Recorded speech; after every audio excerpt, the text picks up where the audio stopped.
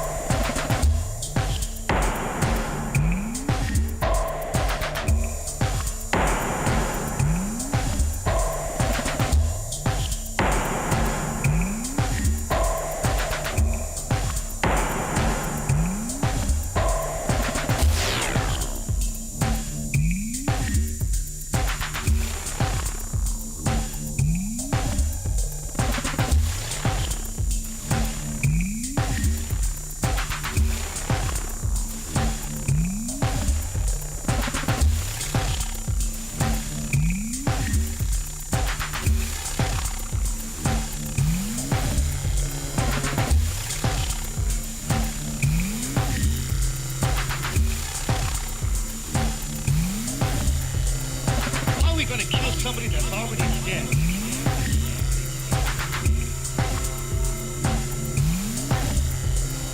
How are we going to kill somebody that's already dead?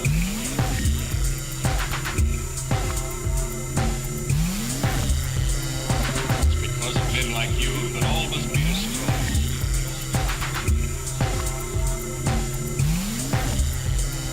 It's because of men like you that all must be destroyed.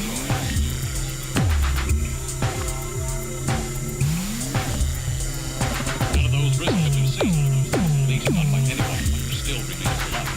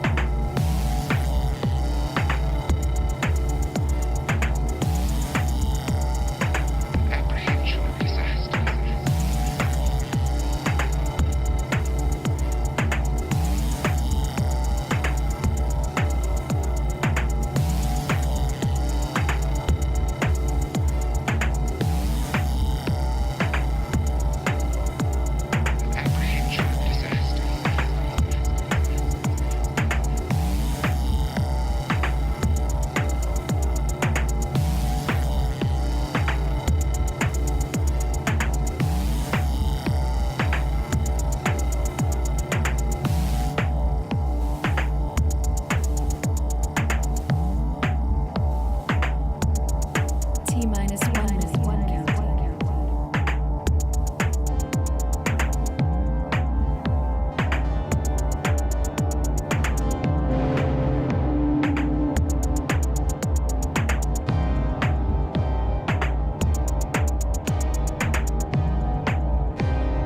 'Since our brain treatment was given to you, you are a robot, that's all you are.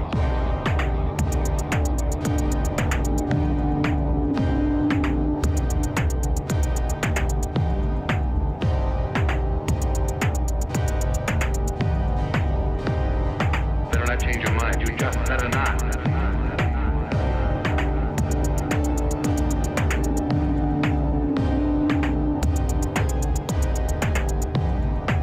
10, Better not change your mind, you just better not. 8, 7, 6, 5, 4, 3, 2, 1. Okay. Oh, hi. Welcome to X Studios. Hopefully you all can hear me. Please let me know if you can't, because if you can't, then everything's gonna suck. Just to warn you now. Holy crap. I think everything's gonna suck. I need to mute all that shit. Okay, well, people can hear me, so that's a good sign. X Studios, Cleveland. For those that don't know, we are a very, very small independent record label. My name is Andrew. Today, we are hanging out with the rest of the X Studios crew. Crew? I hate that term. What's it about? A team? No. There's no I in This makes me OG? think of the IT crowd. Team. Team. You might think that's a picture of my family. It's not. It's the A-team. Guys, So- we're gonna have to work on our synergies here. I know. Exactly. So, with me today is the other folks from X Studios, Justin and John. Those that don't know who we are, I'm Andrew in the black shirt, Justin's in the blue shirt, John's in the gray shirt. Hi, guys. Hey, Andrew. Hey, What's new and exciting in your worlds since, how are your four walls compared to my four walls?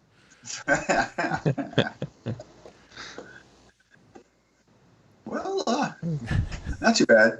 Chicago's interesting, as always. Yeah, I don't know. Trying to stay busy, jumping between projects, taking some time, sometimes away from music stuff, getting into like sort of retro computing things. That's like my other activity. So How's that been going? pretty good. Doing lots of like little mini projects, like getting my Atari ST hooked up to a BBS, which I know sounds hilarious, but just we're going down memory lane. But yeah, so that's been fun. Like a little sort of hardware/software projects with that stuff, That's cool. and lots of retro gaming. Picked up this thing called the Retron 77, which is basically Retron. I don't know if you know what they do, but they make other sort of they are emulators, but they're not. What they really do is they read carts, so they read cartridges of old gaming systems. And the Retron 77 is just for the Atari 2600. So Nice. I'm doing some. Yeah, it's pretty fun. I don't know. It's just like sort of my inspiration to go back and do that stuff. And but yeah, I mean, I've got a couple sort of musical things that side projecty things, but feeling like I don't know if it's the pandemic or just being trapped inside or just whatever, but like not super motivated to work all the time. So I'm in that mode where I'm like, maybe I'll just sort of like spin up ideas and try to develop, because I'm a concept worker.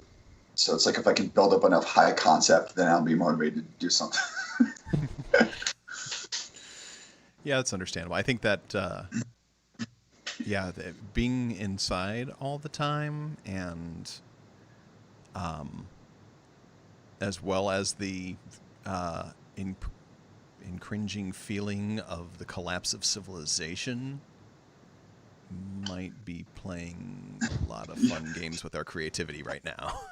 It tends to put a damper on things. Yeah. Yeah, a little bit. I've tried to ignore the news, but it's impossible. So Oh, yeah. it's just one of those things. Oh yeah. Yeah. Well, I'm glad that you're surviving. I'm glad that, if anything, you're continuing to survive. I don't know if Well, thank you. thriving is a good term right now, but Yeah, I go through moments where I think, I'm very insular. I know about you folks, but like I go through this period where I'm okay with being inside and I've got something to focus on. And then there are moments where I'm just like really feeling the heat, where I just don't. So it's back and forth. And all things considered, I can't complain. well, you probably could. Yeah, I just don't think I have a lot of people, Come on, Justin. We have 2 hours to fill. Start bitching about things. Oh my gosh. Well, I am happy the 4th of July is over because it's a lot of no more fireworks and loud noises but it's pretty hot here in Chicago at the moment. So I won't complain about the weather because yuck. We bought a dehumidifier, literally filled it up in 2 hours. Felt like the entire 50-liter container. Oh my God. Wow. So yeah, not good for the studio, I'll tell you that. Oh, I can imagine. Wow. Yeah, So, I've John, been running what's- the AC up in this attic even Yeah. when I'm not up here, just to keep the gear from. Don't want to melt my synths when it's like 95 degrees out, even if I'm not using them. So yeah, it's For been sure. Speaking of, John, you moved yes, your studio. yes, It looks a little bit yes. different. Move the studio. Yeah, Mhm. took it out of the cramped little Lakewood bedroom that it was in, and now it's in a sizable Lakewood attic. So yeah, I'm digging it up here. It's a lot more room. I'm able to lay things out in a way that actually makes everything usable. I'm almost to that sort of musical mise en place that I always want to get to, where I just come up here and just flip a couple switches and I can immediately get to work and not have to dick around with moving synths and plugging shit in and unplugging this and moving that. And I mean, the only piece that's missing at this point is like cameras and lights for streaming. So, but that's less important for me, at least. The most important thing is to get the studio working again and get back to working on music regularly. So, yeah. That's That's super fair. cool. You have something I'm else glad- going on too, don't you? Well, I got a few things going on. Yeah. So, I've got a new album coming out. Yeah.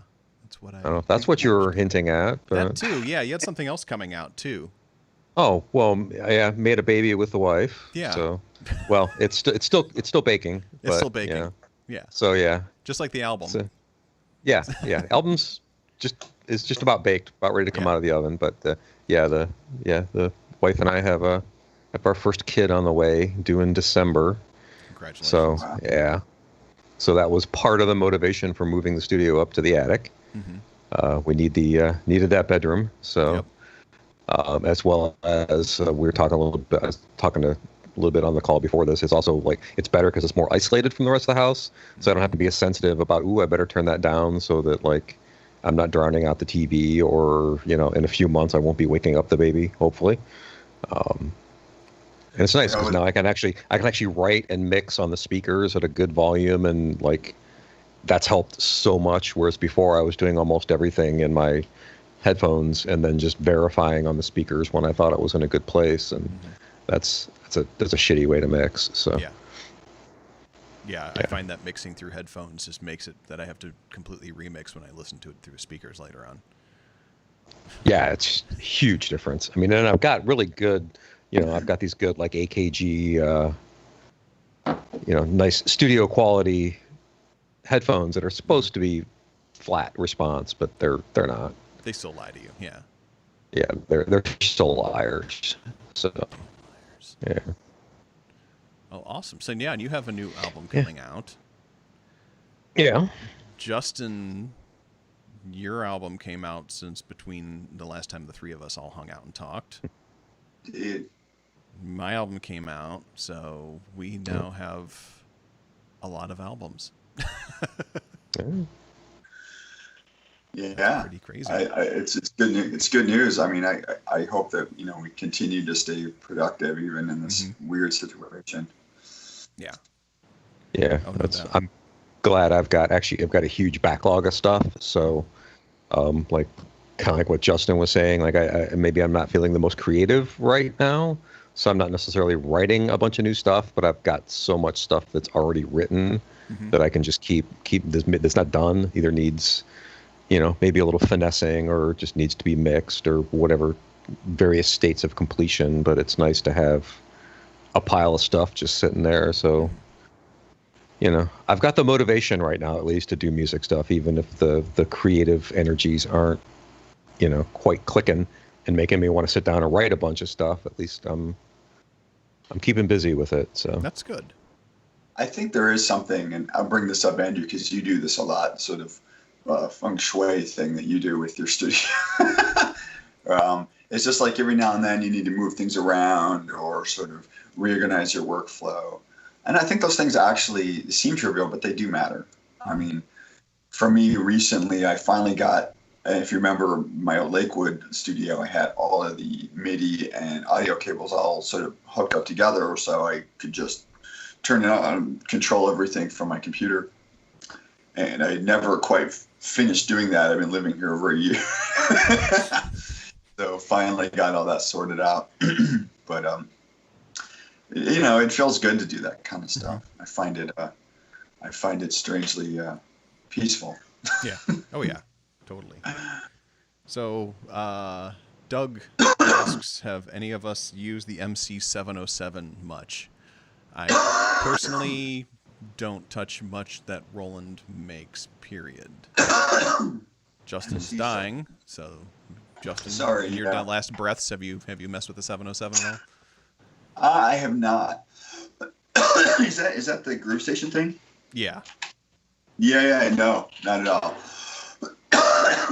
I am a Roland person, but I have the old, I have the TR-8S, and I have some Roland Cloud stuff going on, and I have the System 8. So I've been in that space, but I recently made an acquisition of the Machine MK3. So rather than do standalone, because I was like, MCs were in that category for me. It was like looking at the new MPCs, looking at all that, and I decided on the Machine because at the end of the day, I said standalone maybe isn't as important to me as flexibility and workflow. And so that's kind of why I went down that path. I did take a hard look at the Roland stuff, and I think they're very cool. For me, I needed something a little maybe broader in scope. I know that you use the Deluge, which is like a masterpiece in that space. Little disappointed with the Kai in terms of their ability to do the stuff the Machine can do, such as read any VST, such as lots of little UI things that I don't like about it, which is sad because I use vintage MPCs all the time. Right. But yeah, so no, I don't. Sorry, that was a long-winded answer. It's okay. John? yeah, I think the most recent piece of Roland gear I've even touched is probably MKS30, TR909. I got my 303 over there. I mean, I do own a piece of Roland gear, but yeah, I've just never. I think that era of Roland gear, I think, is all absolutely fucking amazing, like their old analog stuff. But the most recent stuff, like, and I think you guys had a rant about this on Gear Splaining, but like the performance mixer, whatever that MX, whatever that thing is called, like that's one of those things that's like, that to me it's amazing in theory, but in execution it's just, I don't need a bunch of shitty USB IRA ports. I need give me TRS connectors. Yeah. Give me some place to plug in all my synths and mix them. But yeah. Yeah, I think my Roland collection is literally a D05 because I like the D50 sound, and an Alpha Juno 1 I'm selling cheap. If anybody wants to. If anyone's looking for a Alpha Juno 1, send me a message. Yeah, I mean, the System 8 was a tough decision. I know they shifted into the Zenology stuff, which I've tinkered around with, and part of their new sort of Jupiter XM platform. And to me, it's like they sort of abandoned ACB, which I kind of think they actually got pretty right towards the end there. Like my System 8 can do some real nice stuff. But they were like, oh, it's just too CPU intensive, and rather than try to optimize our code or, do anything sensible with our display platform, we're just going to abandon it and turn, basically take the same stuff they were doing with Supernatural and rebrand it, as far as I can tell. So yeah, I don't really know where their headspace is at. I do like the Roland sound. I do like the old, Promar System 100 type sounds, but those synths are so, in the SH series, they're all so out of reach in terms of humans, and a lot of them don't have MIDI, and it's like, it's kind of something you like, but why, Yeah. Yeah, and I think that's, and I rant about this a lot. My biggest thing is that Roland is just, like, they're developing cool UI stuff, but they're still stuck in this Roland past. So a lot of the stuff they're doing in Zen and everything like that, like, we're releasing this so it sounds like your 303. Or, this sounds like a Jupiter 8. Well, it's like, you did that so many times.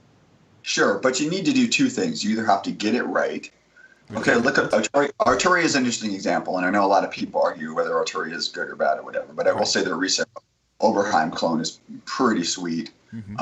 But I will say this, that they're, when they released Pigment, it was kind of like, okay, you know what I mean? That's interesting. You either do something new and cool, or you really get retro right. I feel like Roland's got a long history of half-assing their sort of retro catalog. And it's like, why? It's neither fish nor fowl. You know what I mean? Like, and it's like, and so many other companies are releasing that Roland sound stuff that sounds like it, and it's actually analog and everything like that, where Roland is like, we're not touching analog unless we're doing, like the JDXA or whatever.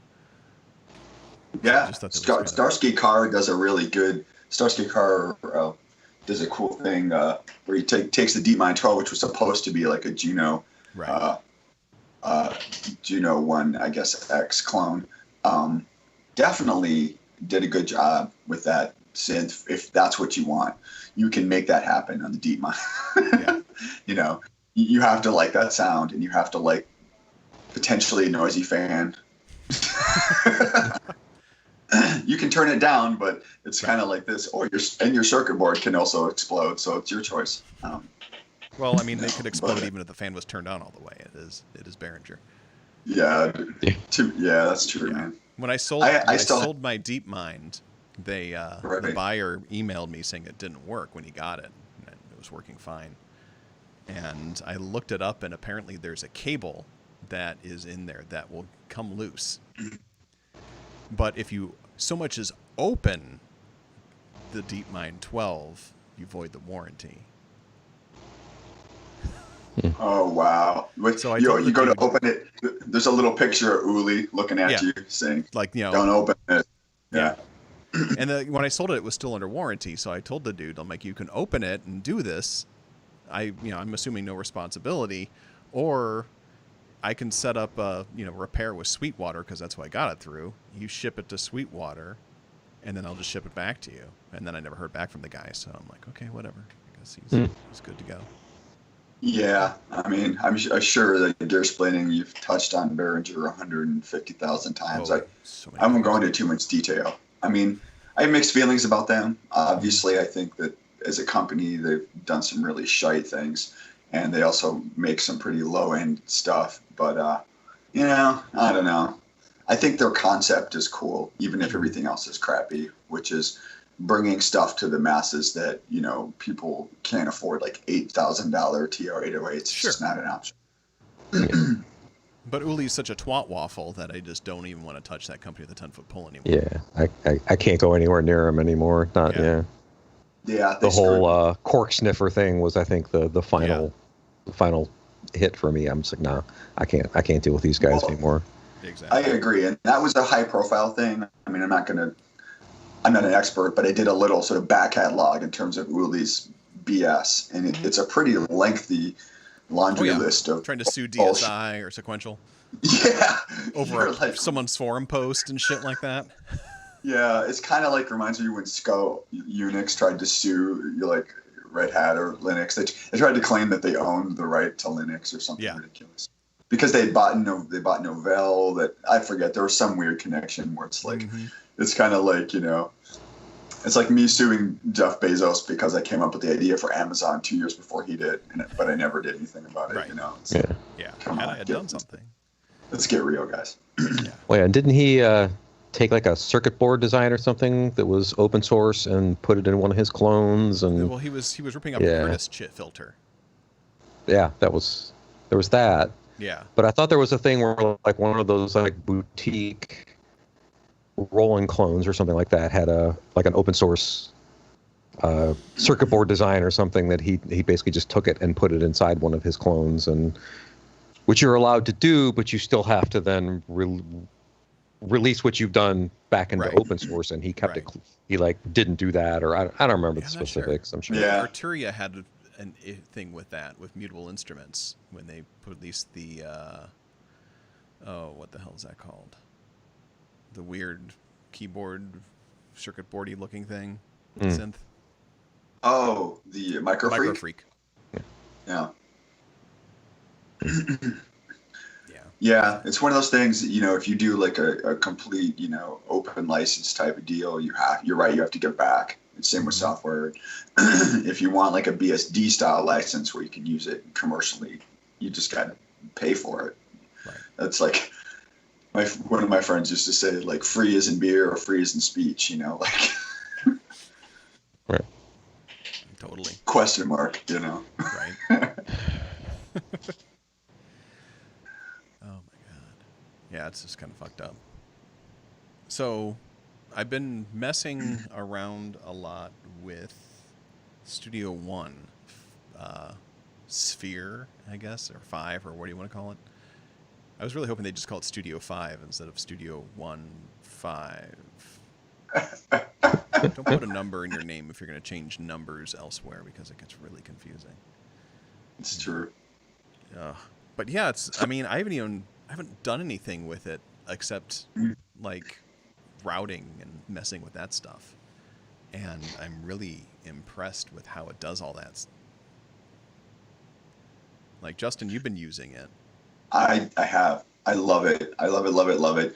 There's a couple things, learning curves, if you're a Logic person like I was, such as how the way it handles I/O is a little different. Yes. Like, so the way you assign stuff to the sound card and to MIDI devices. But once you get over that, it's okay. I did find it still a little odious, so I created templates for all my hardware. So I can just dial that up as needed, so I don't have to do all the stuff. Whereas Logic had that easier. Also, some of the transport functions were a little more, and it could be just that I'm used to using Logic. Mm-hmm. But past that, that's really it, you know? Yeah, so far the I thing like- I hate so far is making loops. Like making loop points. Which is like the Yes. same thing with like Bitwig. It pissed me off. And I hope it doesn't piss me off to the point where I throw it out the window like I did with Bitwig. So here's what I like and don't like about the loop points. Well, I mean, I as a lot of folks, I use loop points, to do sort of overdub type work, right? Right. Where I just want, Yeah. and you know, I find that grabbing the loop point is a pain in the arse. Whereas in Logic, it's like very easy and intuitive. Yes.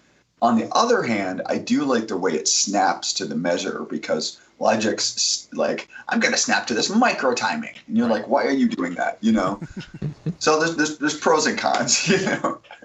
Yeah, well, it's like I have a Fader Port 16, which Oh, is yeah, designed nice. to work with Studio One, and you know, there's a big, pretty blue, I think it's blue, loop button that when you push it doesn't do a fucking thing until you set up a loop point.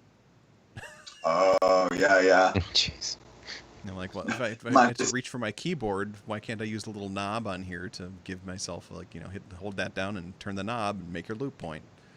Man, you know, MIDI controller hardware integration is like an arcane art, really. And if you're going to tell people, no, it's just a toggle switch, it's like, oh, great, you know?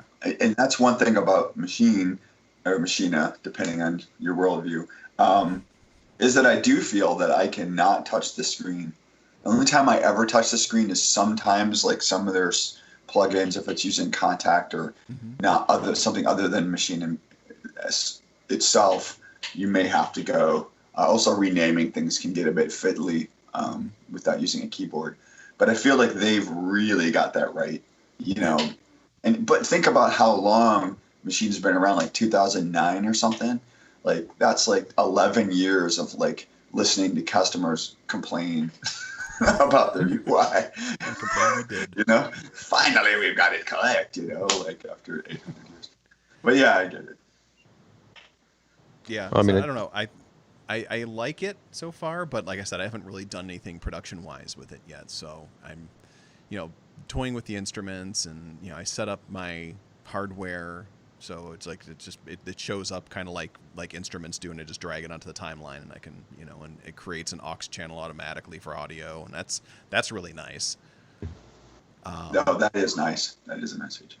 Yeah, but I think that the loop thing might make me murder people, because I do use a lot of just like looping stuff when I'm doing creative process, like when I'm coming up with ideas and stuff, much to the detriment of Lori.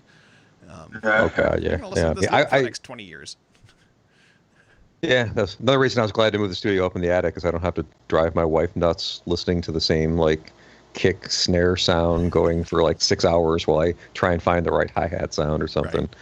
Right. But yeah, I mean, like I work in loops. It's why I use Ableton Live. I think why I clicked with that so much, because that's how my brain works. Mm-hmm. So I just hearing that that's a difficult thing to do with Studio One is almost enough to make me say, yeah, I don't need to try that. I mean, not that I'm not really in the market for a new DAW anyways. Right. I've got Logic for when I want to do something more linear, like if we ever get back on board on the whole soundtrack thing, like I'll use Logic for that. But for day-to-day creativity, I mean, just Live works. Why fuck with it? If you're used to it and you like it, then that's the important thing.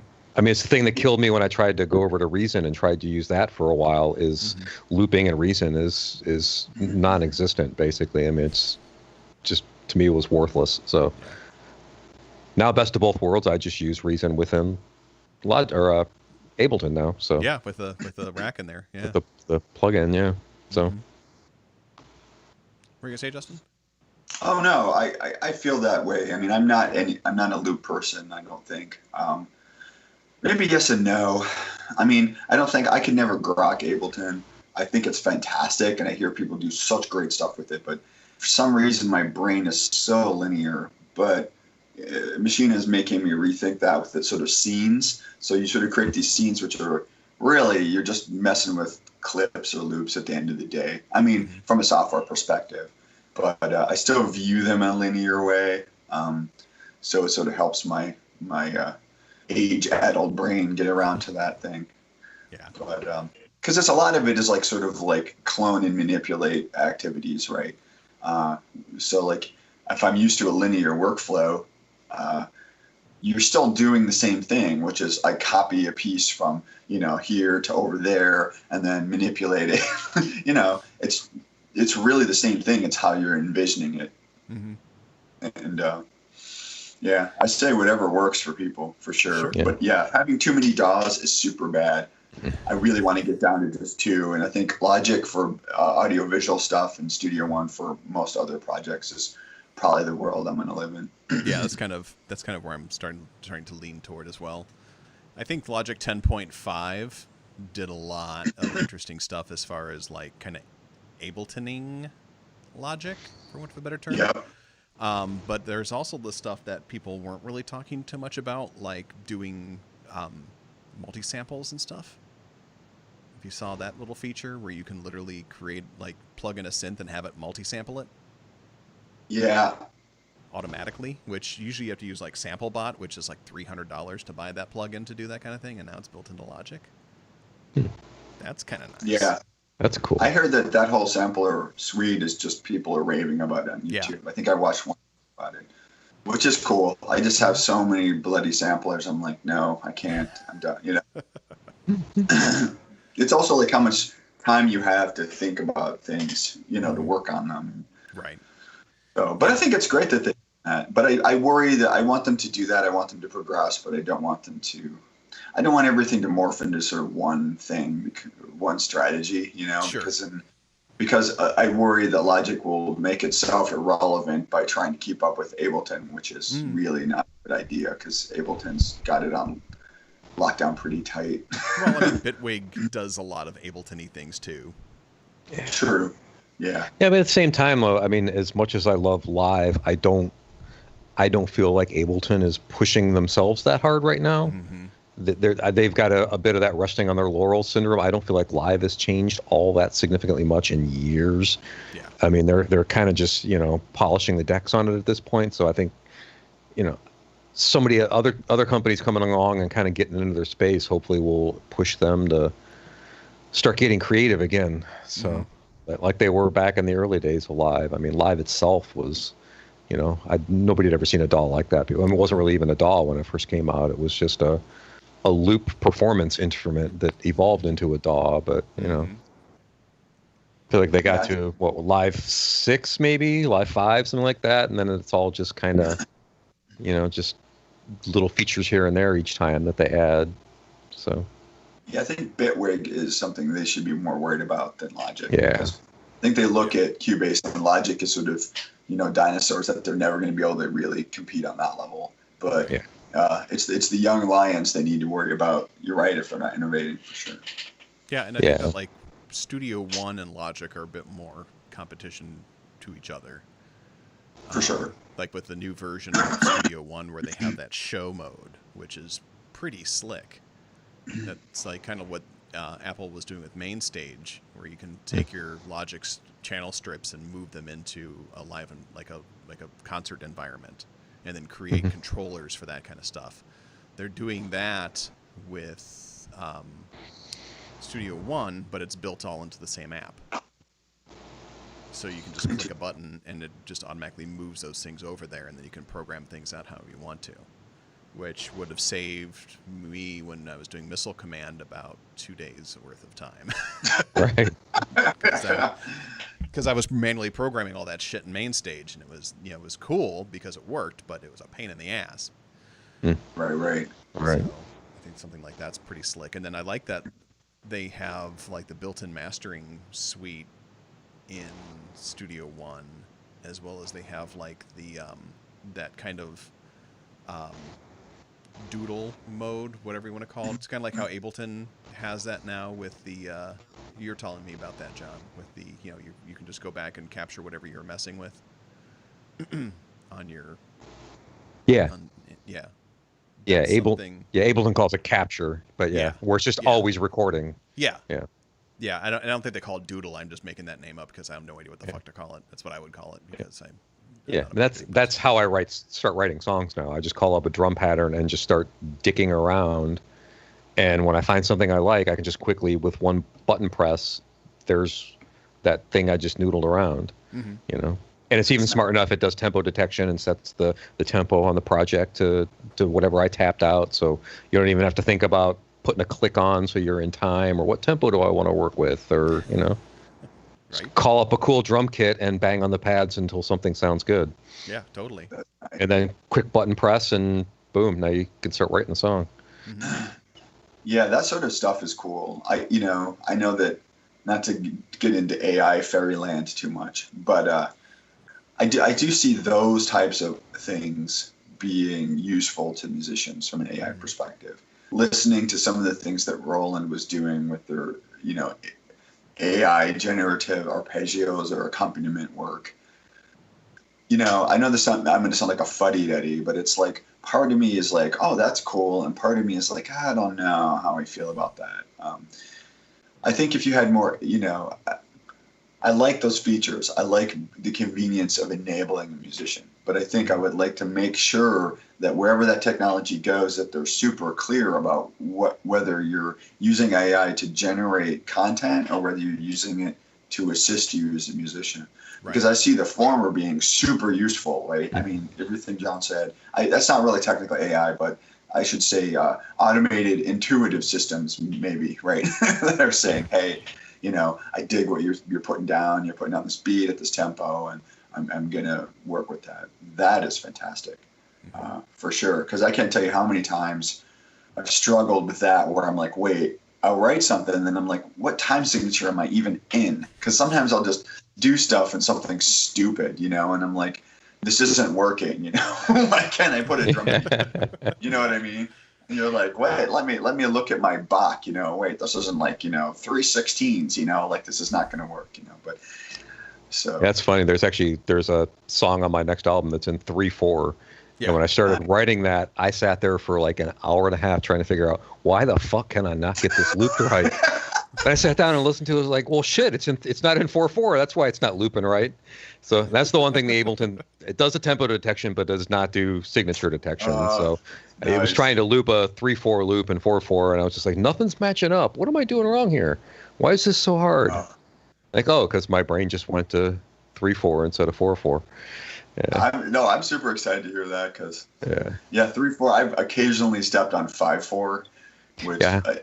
I'm trying to think other than like a couple of Rush breaks or the intro to Money by Pink Floyd. I don't think 5/4 is used very much, but No. sometimes you just borrow that note, and you're like, wait, I've gone over it, oops.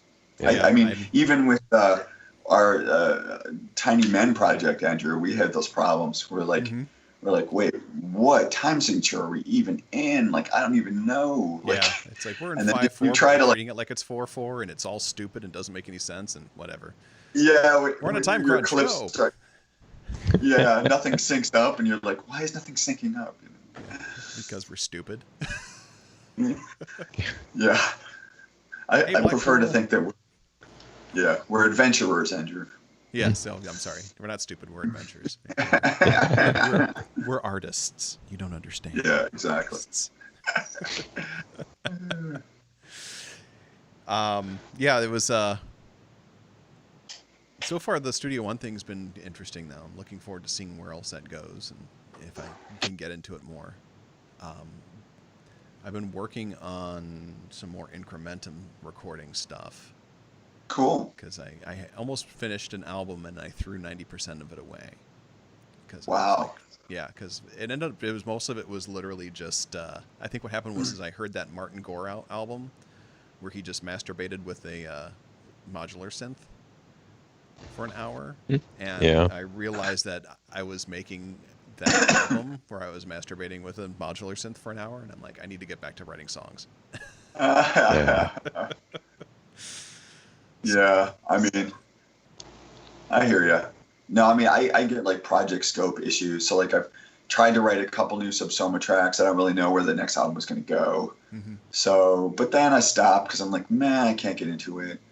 And then I've got this like lo-fi hip hop project called Robot Apartments that I'm working on. And Nice. what I'm doing is I'm just putting it in Machine because I'm like, this way my brain will stay focused, right? And then, of course, once I started importing other VSTs into Machine, I was like, darn it, like. But I'm trying to just use as much stock stuff as I can and just do that. So, but yeah, I mean, even that, just like I really need those limitations. I have I don't know if you guys struggle with this. We've talked about it before, but I have too much shit. And it's like it impedes my creativity. Like Jody can't understand why I'm like, I'm going to do this whole track with these two synths and a couple plugins. And she's like, why would you do that? I'm like, you don't understand. If I don't, I'll be here all day selecting sounds or writing patches. I'll never write any friggin' music. Yeah. 3 hours of auditioning snare sounds later. Haven't written it. It's true. Yeah, right. Yeah. It really is. I think that's why with Plasma Blackout I literally just restricted myself to the Hydra synth and the Peak and the Deluge. Now granted that's a palette that's fucking huge. But, All right. Yeah. but at the same token it was like I was literally, because I was writing songs with just those three things, I wasn't plugging it into a computer. So, Hydra and Peak are both monotimbral. So it wasn't like I could make like epic huge tracks with 16,000 Hydra synth sounds. It was literally like, okay, what patch am I going to use on here? What patch am I going to use on there? And then everything else is Deluge. Yeah, I mean, I see other people who work, with like, and I hear like, I was just watching Sonic Talk the other day, and someone was talking about the work that they do mixing other people's tracks, and they brought in like 100-track song. Now I know that's probably not uncommon in many professional venues, especially if you have vocals and guitars and stuff. But I just can't wrap my brain around 100 tracks. I just can't. It's just like it's just insanity. Yeah, just flash back to, I mean, that's how when Trent Reznor did Broken, I believe they had a 64 track studio and they made it their goal to fill all 64 tracks on every song. And if they weren't the tracks, if the mixing console and the recording tape weren't full, the track's not done. We got to add something else. Wow. So, I mean, it's just like, how do you even mix that? I don't.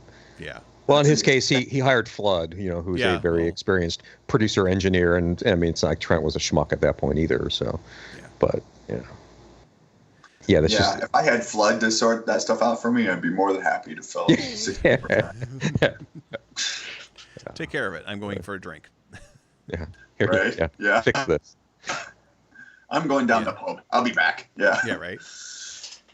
Yeah, I think that says something. I mean, I don't know. I have a tough time with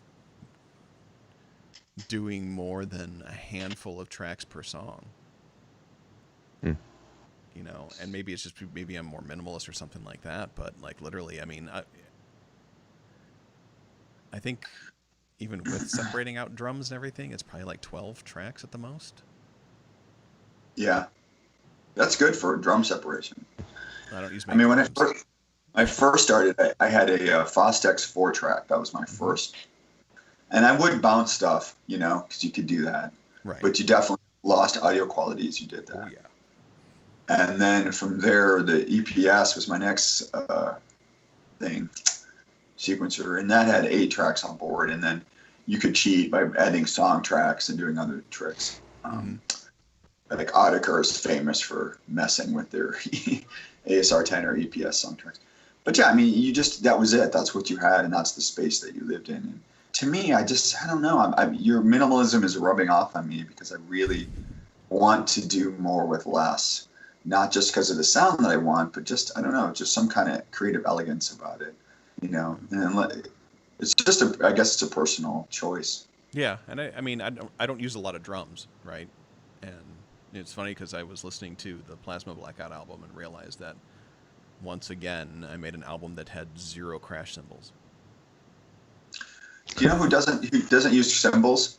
Peter Gabriel. Starting, I think, on Melt onwards, he told his drummer that he was not allowed to use cymbals of any kind. And it's kind of, I mean, he was in a prog rock band that was like all cymbals and Right. And so to me, like that aesthetic appeals to me as well.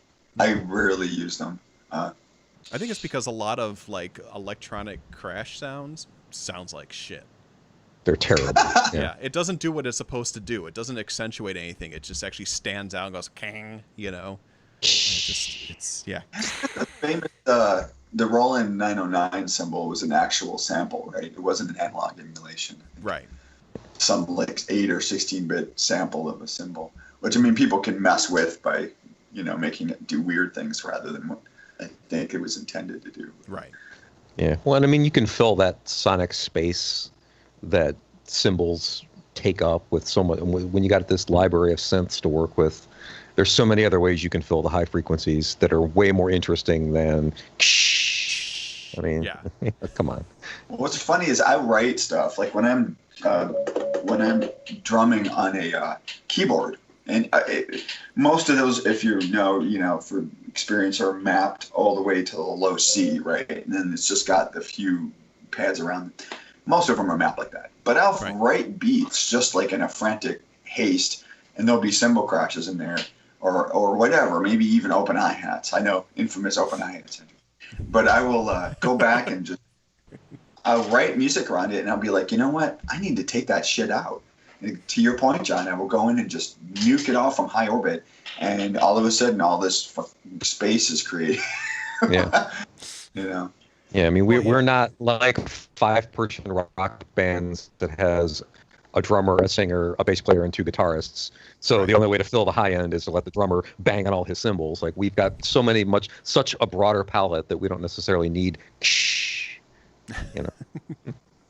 Nope. Well, Though I do Justin occasionally, sometimes I do needs have to some crash those open cymbals here and hats. there. Oh, I love hi-hats. So I mean, I use hi-hats all to over the the point place. where it sounds like a spray can. Yeah. Yeah, sorry There's about literally that. been spooky action shows where it's like 5 minutes of To the point where I Yeah. reach over and go, turning you down, buddy. I know. Part of it is like my own bad habits in terms of self-monitoring in the shows. Yeah, you keep everything turned way down, and I'm just like, dude, the audience's ears are bleeding. Please turn the resonance down at least.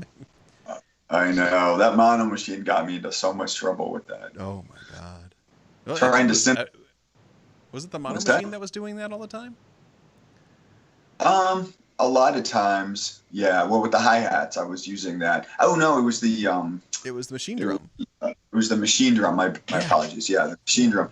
Definitely. Yeah, and I like to use those like crunchy, like they've got that whole emulator for like, if it's like Lin or OBX style drums on there. And so using that stuff, you just get into trouble because, yeah.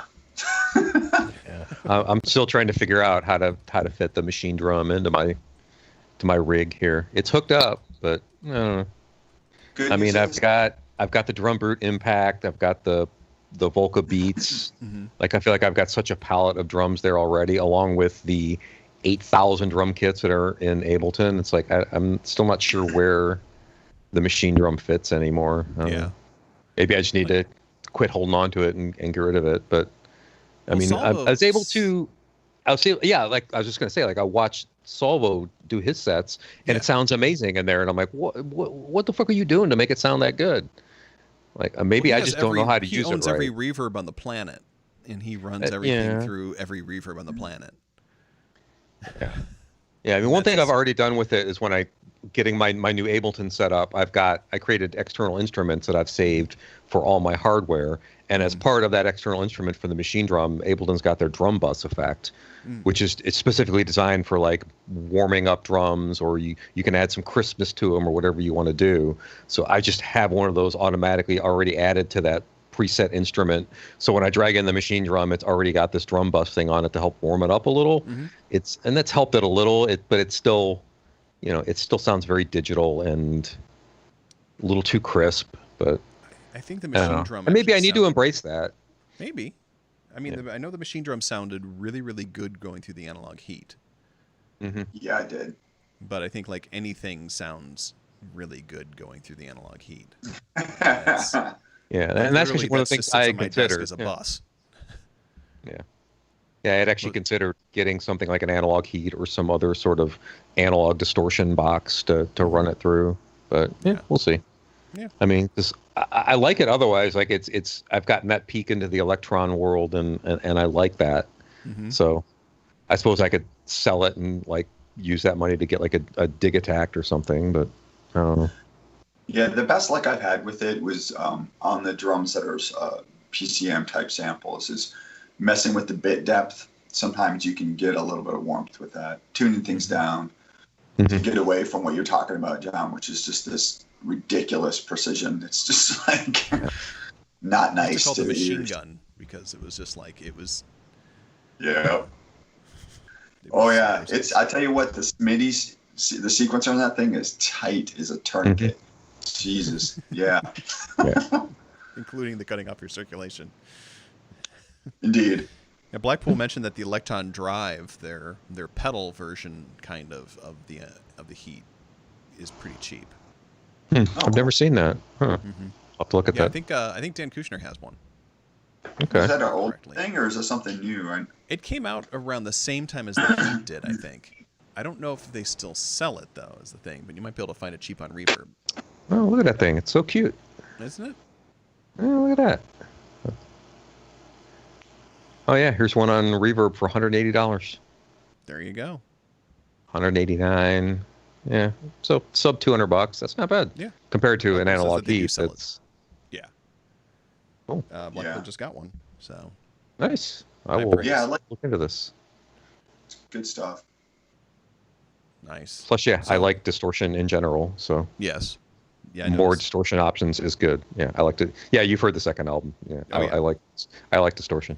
Yeah, a little bit. Lolo Frosty, thank you for following. Lolo Frosty. So, new gear. Who's got new gear? You got Machine, Justin. I did. You're liking Trying Machine. to think if there's anything else I picked up. Since we last spoke, I did pick up the. Hold on.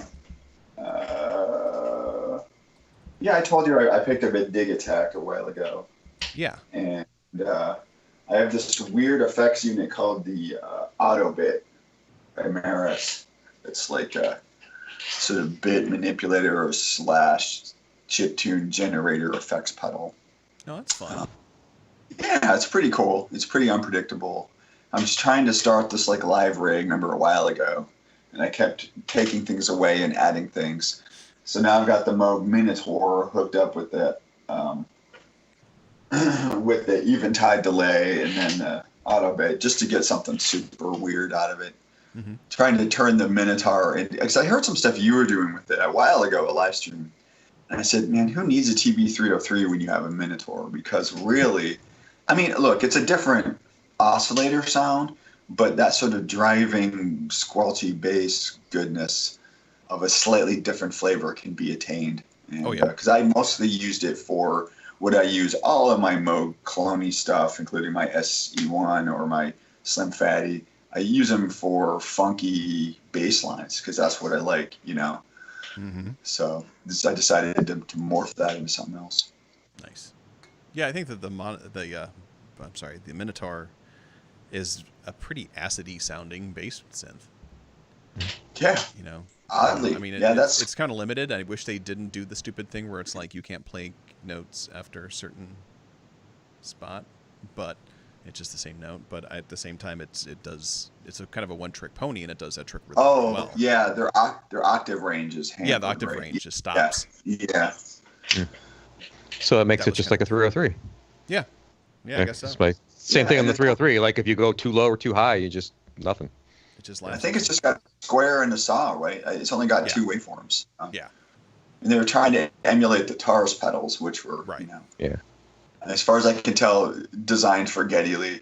No, I'm sorry. Yeah. I don't know. I think actually, like in the old manual that came printed with it was a picture of Geddy Lee, like on the first page. Yeah, it was I'm like, not making that yeah. up. Yeah, you want to play an Oberheim OBXA or actual bass, you know, and sing. You need Yeah, pedals. and move the microphone around with your nose. Oh my gosh, so funny. That's crazy. Yeah, I'm trying to think if I've gotten anything since last time we talked. I don't remember. You got a new desk. I picked up I got a new desk and a new sidecar, all new furniture. Got a nice table to set my synths up on to get a good jam rig going. Mm-hmm. I don't remember if I'd gotten the Circuit Mono Station already after the last time we talked or not, but I did It pick was up one of after. those. Okay, Nice. so that's new, I guess. That was they were blowing those out for $250, so I'm like, you know, it's a little mini base station 2 in a box for $250, so Yeah. why the hell not? Right. I did get the up here. I've got the K2VX, the Kurzweil that I got that for free. So Is that the rack mount or a keyboard? no, that's the keyboard one. Yeah, Keyboard. that's this keyboard right here. Man, the- I love that the- thing. I love the K2000. I know we've talked about that. Yeah. Going through the sounds on that, I'm like, oh my god, this is the Downward Spiral. This is like the first 3 Marilyn Manson albums. This is just like 90s industrial in a box. Like that's what Yeah. you know.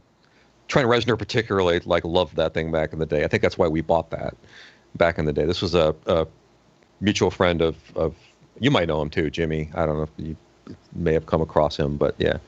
Back when we built the studio originally back in the 90s, would have been late 90s.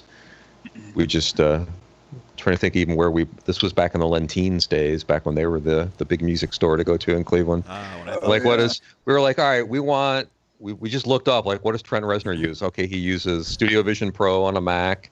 He uses a K2000. He had just got the Nordlead had just come out, and he was ranting and raving about that. So we just went out and bought all that stuff and said, all right, now we got a studio. Let's make some music. And he didn't want it anymore. He's redoing his studio right now, hoping to get back into music, which I hope he does, because he does pretty good stuff. But he hasn't done anything in 10 years, maybe. I can't remember the last time he did anything new. But yeah, he didn't want it anymore. He's like, you want it? I'm like, sure. I'll take a free K2VX. Gave me that, and he gave me a spare MIDI Verb 2 he had laying around. Oh man, An old Roland SRV 3030 rack mount reverb. That's actually, playing around with it. I'm like, this is actually not that bad. For a digital reverb box, this isn't terrible. So, and it was free. So, It's funny. I watched this YouTuber from Norway named Espen Croft. I think I've sent you some of his stuff. But he really pulls out these old, like you said, John, like 90s digital things that you're like, wait, what? Or even late 80s stuff, and makes them sound awesome. So you're like, I get that where things were at there, it was limited, but at the same time, you could do some pretty cool stuff with it. I don't think that. I think vintage gear still has a place. Even digital vintage gear has a place. Like you're talking about the DO5, the D50. Still, if someone gave me a D50, I would be like, cool. Right. I'm gonna write the next Enya song. Yeah. My experience with the K2000 is I had a music partner. I was in some bands with this guy, Todd Cook, who's an amazing keyboard player and composer. And we spun off. Our band sort of ended up breaking up, and we did a lot of work together doing theater and soundtrack work back in the 90s. And he owned the K2000, and I owned the EPS 16 Plus, and that was our and the Roland RA drum machine and a mixer was our studio. So wherever we could find places to put our stuff, broom closets, wherever it moved around. And I just remember constantly wanting. I didn't even deep dive into the EPS until we stopped working together because I was constantly playing on the K2000. Just such a cool instrument. Yeah. Nice. So, folks that are tuning in and coming in late, how dare you? You're horrible people. No. We're just hanging out. The X Studios folks. Hanging out, just chit-chatting, catching up. Figured we'd do it live on the air to irritate and disgust you all. So, thanks for watching. I'm actually going to be doing streams almost every week for a little while. I actually have a schedule again. Nice. So we got this going on this week. Next week, my buddy Andy Garfield is coming on, and he is a soundtrack producer kind of guy. He actually does music and sound design for themed entertainment. That's what he does for a living. So he literally programs out stuff like theme park rides and that kind of thing. And he's done That's cool. music and sound design for a bunch of theme park rides, including the entire Warner Brothers theme park in Abu Dhabi, I think it is. Wow. So Yeah. that sounds really cool. Yeah, he's coming on next week. We're going to talk about interactive music and everything like that. And he's actually going to be teaching a class starting next month on creating themed entertainment, like music for themed entertainment and stuff. So we're going to talk about that sort of thing. Because a couple folks were talking about wanting to get into soundtracks, ourselves included. And he also has background in film soundtracks and stuff too. That's where he got cut his teeth. Yeah, I feel like that's a niche that I still feel like there's so much potential left in thinking in video game music and things like that, of ways to continue to make music more responsive and interactive and that kind of thing. I think there's be cool to hear how he approaches it now, and cool to see where people take that in the future. Well, I think that part of it is that he kind of got into this whole thing right when interactive themed entertainment really started to kick in. It wasn't just the same Nintendo soundtrack over and over again that didn't change based upon what you're doing, or being on a ride that's just playing Calliope music or something like that. It's actually reacting to what's going on and the sound and everything like that. So that's where he comes from. And I can imagine folks that are folks in the Shrimp Guild, or folks that are into electronic music wanting to examine and learn a little bit more about how you can use music interactively. Might be kind of a cool thing. So he's on next week, and then I think the 15th, I'm gonna have Mr. Boos on. Awesome. I'm gonna have Adam Boos, who is the X Studios mastering engineer, as well as for many other artists and stuff like that. And I'm going to have him on, and we're going to talk about like where he's been, what he's doing, what he's going to be doing, and like some of his mastering ideas and philosophies and stuff like that. So we'll be doing a lot of chit-chatting, more than music production for a little while, because I need a break. Right. Yeah. And then Synth Weekend is coming up, I think on the 22nd, and I'm going to be doing a show for that too. Busy. Yeah, super cool. No, I'm going to check both those out. They sound great. Yeah. Yeah, it should be fun. It should be fun. Blackpool asks if Lori can fling her bra at me. Unfortunately, Lori is, I think she's in the shower getting ready for work. Sorry, Blackpool. Hey, that's You a have to- gear that's- splaining thing. Yeah, that's reserved for Wednesdays. Wrong show. Wrong show, yo. And then also I'm doing a gear show on top of gear splaining. I'm now doing another one with Rodney Orpheus. And we're doing that on Tuesdays at 8 p.m. London time, which is like 3 o'clock Eastern time. And that's over on his channel at twitch.tv/Rodney418. That's kind of fun. It's a little bit different than most of the stuff because it's a lot more, we're just talking about shit that we like versus like what's new and exciting. We do a little bit of news, but it's mostly just kind of like, hey, this plugin, I just got this last week and it's really cool, you know. Or, Yeah. I listened in this past week. It was fun. yeah. It was really cool. Yeah, we're doing it every week. We actually have a giveaway next week.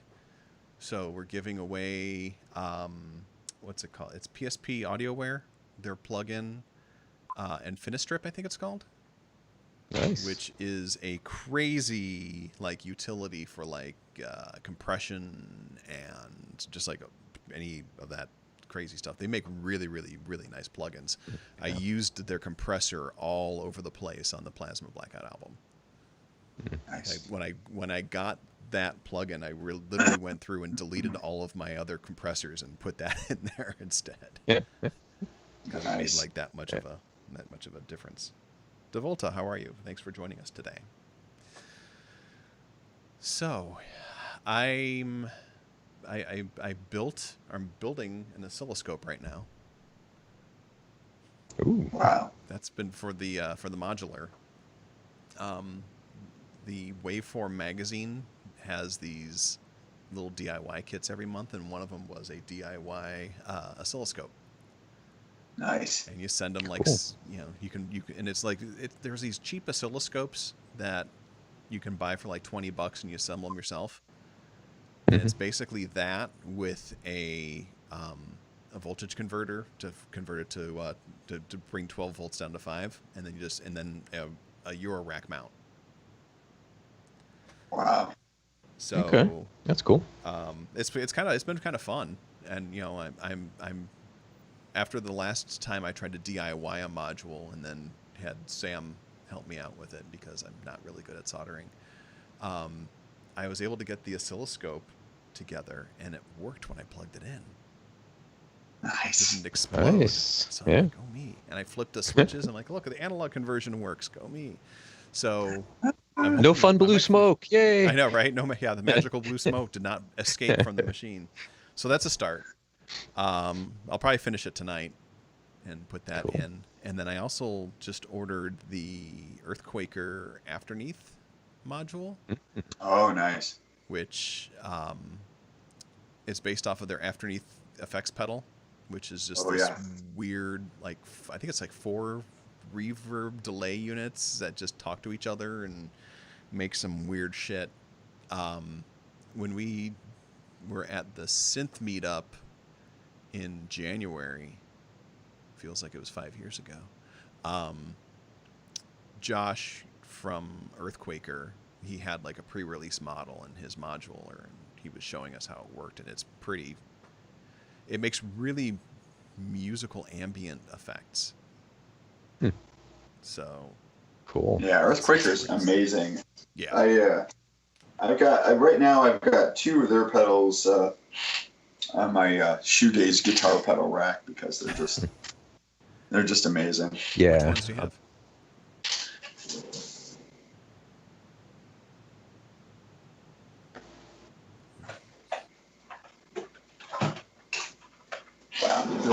I cannot see. I'm going to have to look on the internet. Very good. Yeah. I don't know what I got. I don't know, some pedals. Yeah. Hold on. Yeah, I got a couple of their pedals I'd like to pick up at some point, just because I'd like to build a little foot pedal board for my live rig to help with effects and dynamics. Like I was looking at like the Earthquakers, the obvious one that's really good, Oh yeah. or I'm sorry, Avalanche Run, not Yeah, what I'm that's Yeah. the one I have. Is the Yeah. this thing is That thing, absolutely yeah. fucking killer. yeah, It makes everything sound so washy. that and the Disaster Transport was the other one I was looking at that looked like it would be really cool. You just want to get the pedals that are named after defunct Cedar Point rides. That must be it. Yeah, Yeah. it's a nice I love niche. that they do that. Yeah, Yeah. that's cool. Yeah, there were Yeah. like a couple of Strymon pedals that I was looking at, but and a couple other things. But yeah, So first things first, it looks like I only have one Earthquaker. The other one is a Walrus Audio, so I'm just mix that up. I can make that out. I got these new glasses, and they're not correcting for small details at distance very well. And so I can't even see things without picking them up.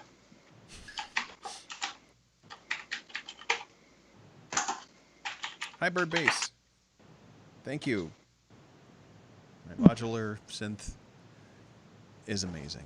I'm actually gonna like redo the whole thing, the whole setup, because I'm not playing shows or anything like that anymore. So I don't have to make it transportable. cool. I'm just gonna build it into my wall.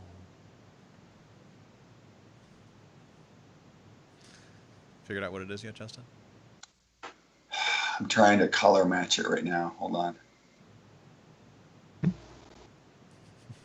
Yeah. Okay. Sorry. I think. Yeah. Hold on. Yeah. It's I know this is so. The hell do bad. I own? Yeah, it's the levitation. I just Come couldn't on, remember. Grandpa. Yeah, it's the levitation is the name of the thing. Good Okay. Lord. Yeah, and it's one of those pedals where I really just turn it on and like turn it all the way up to like shimmer ridiculous and just leave it there. Yeah. Yeah, I thought I had usually another use the- one, but I used a Walrus compressor, but I thought that was Earthquaker because I was going between the Earthquaker and the Walrus Audio ones. Mhm. And it's super hard listening to demos of these things to really figure out what you want, especially with something as mundane as a compressor. But Bird Bass wants to know what kind of rack you have behind there, John. Mine? That is a Jaspers, There you go. the name of the Say company. Jaspers. Yeah. Yep. We've not been Yep. talking Strymon compression. We're like all over the place, but I don't know. I don't really use Strymon compress. I'm such a software when it comes to compression kind of thing. Yeah. I don't know. Yeah, I think if I bought a hardware compressor, I would get one of those like big crazy Atom Boost compressors, the big old tube analog monsters. But yeah, otherwise I'd rather just keep it in the box. Yeah, I have a Joe Meek preamp that has a compressor in it, and I was using that for a hot minute, but I just yeah, I probably could have got a sustain pedal because that's mostly what I use this compressor for guitar stuff. But a Walrus compressor. yeah, Yeah, to like your a man point. made by Bird Bass. Yeah. Yeah, to your something like point. Yeah, it just cleans it up a little bit, and I'm also going for that Andy Summers overly compressed guitar sound. But yeah, I'm with you on that. Like, it's too. There are just some outboard things where you have to decide: am I a pro audio person, or am I just going to be a musician? And to me, like my rack, I'm looking at it right now, and I've got an audio interface, patch panel, and then everything else is synthesizers. Yeah. Because it's like I've never since I owned that Alesis back in the 90s, I've never really thought of building a studio that had a lot of studio stuff in it, and compressors, RL exciters, that kind of stuff. It's just like, if you go into that space, then you really need to become an engineer, or mixing engineer, or mastering engineer, because in my opinion, you're not getting your money's worth otherwise, Yeah. Yeah, and I mean, that being my background is, I did used to be a recording engineer, so it took me a lot of years to let go of like basically trying to build a pro recording studio in my bedroom, realizing that for what I'm doing, I don't need the rack full of tube compressors and exciters and eventides and everything else. Like, I don't need that shit. Like, it's fine to use what came with Ableton, for God's sake. Yeah. Oh yeah. Yeah, I'm always surprised when people. I will say this though, and about Adam, is that he puts this nice like kiss on everything he masters. That's just like, and I guarantee you're right. It's those tube compressors or some of the other magical like. I mean, like he has stuff like from European manufacturer I've never even heard of. There's probably like 50 of them made by hand in like Siena, Italy, or something. But whatever those things are, they sound amazing. But that's good enough for me, is to have him put that little mastering touch on it rather than trying to channel mix like that kind of gear. I mean, look, if I had it, if someone gave it to me, I would be like, heck yeah. I'd use the hell out of it if I had it. But yeah, it's like, do I spend, $1,000+ on some crazy tube compressor, or do I go and buy another synth for that? Totally. When in the or 2 or 3 more synths, depending on what you get. Yeah, I do have this compressor. I will say this. It's it's kind of a weird little animal, and it's made by this company Suono Buono. I don't know if I'm pronouncing this correctly. But, it's this weird little compressor like this, and this guy is in Sweden, and he makes these things, and it's really, I bought it for this mobile rig, but it's mostly for doing hardware side chaining, and so you can take multiple inputs to do side chaining. That's pretty slick. Yeah. I mean, he makes these. I don't know if he makes them by hand. I really don't know the details, but it's a small shop. And I just needed something that could, because that's the kind of work that you do with plug-in compressors, at least I do a lot. And I don't use side chaining for like dubstep. I mean, I use it mostly just to like what it's intended for, right? Which is like cut out the competition. Right. Right. Yeah, side chaining the kick on your bass synth and shit like that. Yeah. Oh yeah. Precisely. Yeah. And sometimes to effect, a little, pumping effect is okay in some, for me anyway, in context. But yeah, thinking like, I don't know if you guys listened to the last Telephone Tel Aviv record. No. Like he did an entire song where he took all the drums out and just used a sidechain compressor to create holes where the drums would have been in the rest of the song, and it's fucking amazing. Like, nice. Like, yeah, doing shit like that with it is really cool. Yeah. Mm-hmm. He's like, so yeah, there's no actual drums in that song. There were, but I took them out and used them as sidechain feeder, and that was it. I'm like, oh, dude, you're a freak. Yeah. That's pretty slick, though. Yeah. That's cool. Birdbase, thank you for the follow. Cool. Appreciate it. Which, yeah, you guys should definitely listen to that most recent Telephone Tel Aviv album. It is incredible. Yeah. Yeah. I don't mind that he basically broke up the Black Queen to go back and do Telephone Tel Aviv again, because it's so good. I know you like the Black Queen a lot, though. Yeah, they're also amazing, but yeah. What's the name of the Telephone Tel Aviv album? Someone was asking. Shit. Let me look it up. I think he's only got like Dreams Are Not Enough. That's the one. Dreams Are Not Enough. Yeah, it's his 4th record.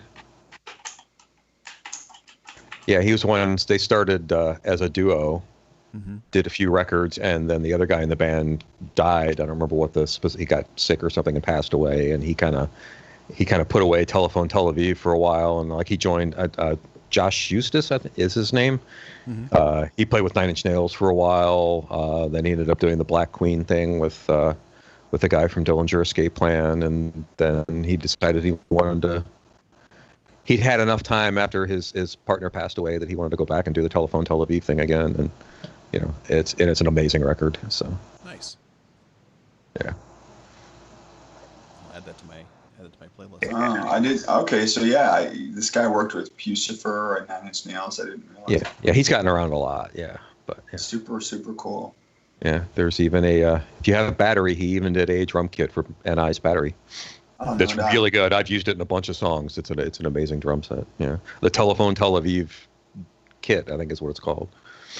Batter is one of those things where I can't figure out really how to use it, but the kits that are there for it are pretty darn cool. Like I don't even really have to do much with it. You just No, yeah. I just use the preset kits and pull the sounds out that I like, and yeah. totally.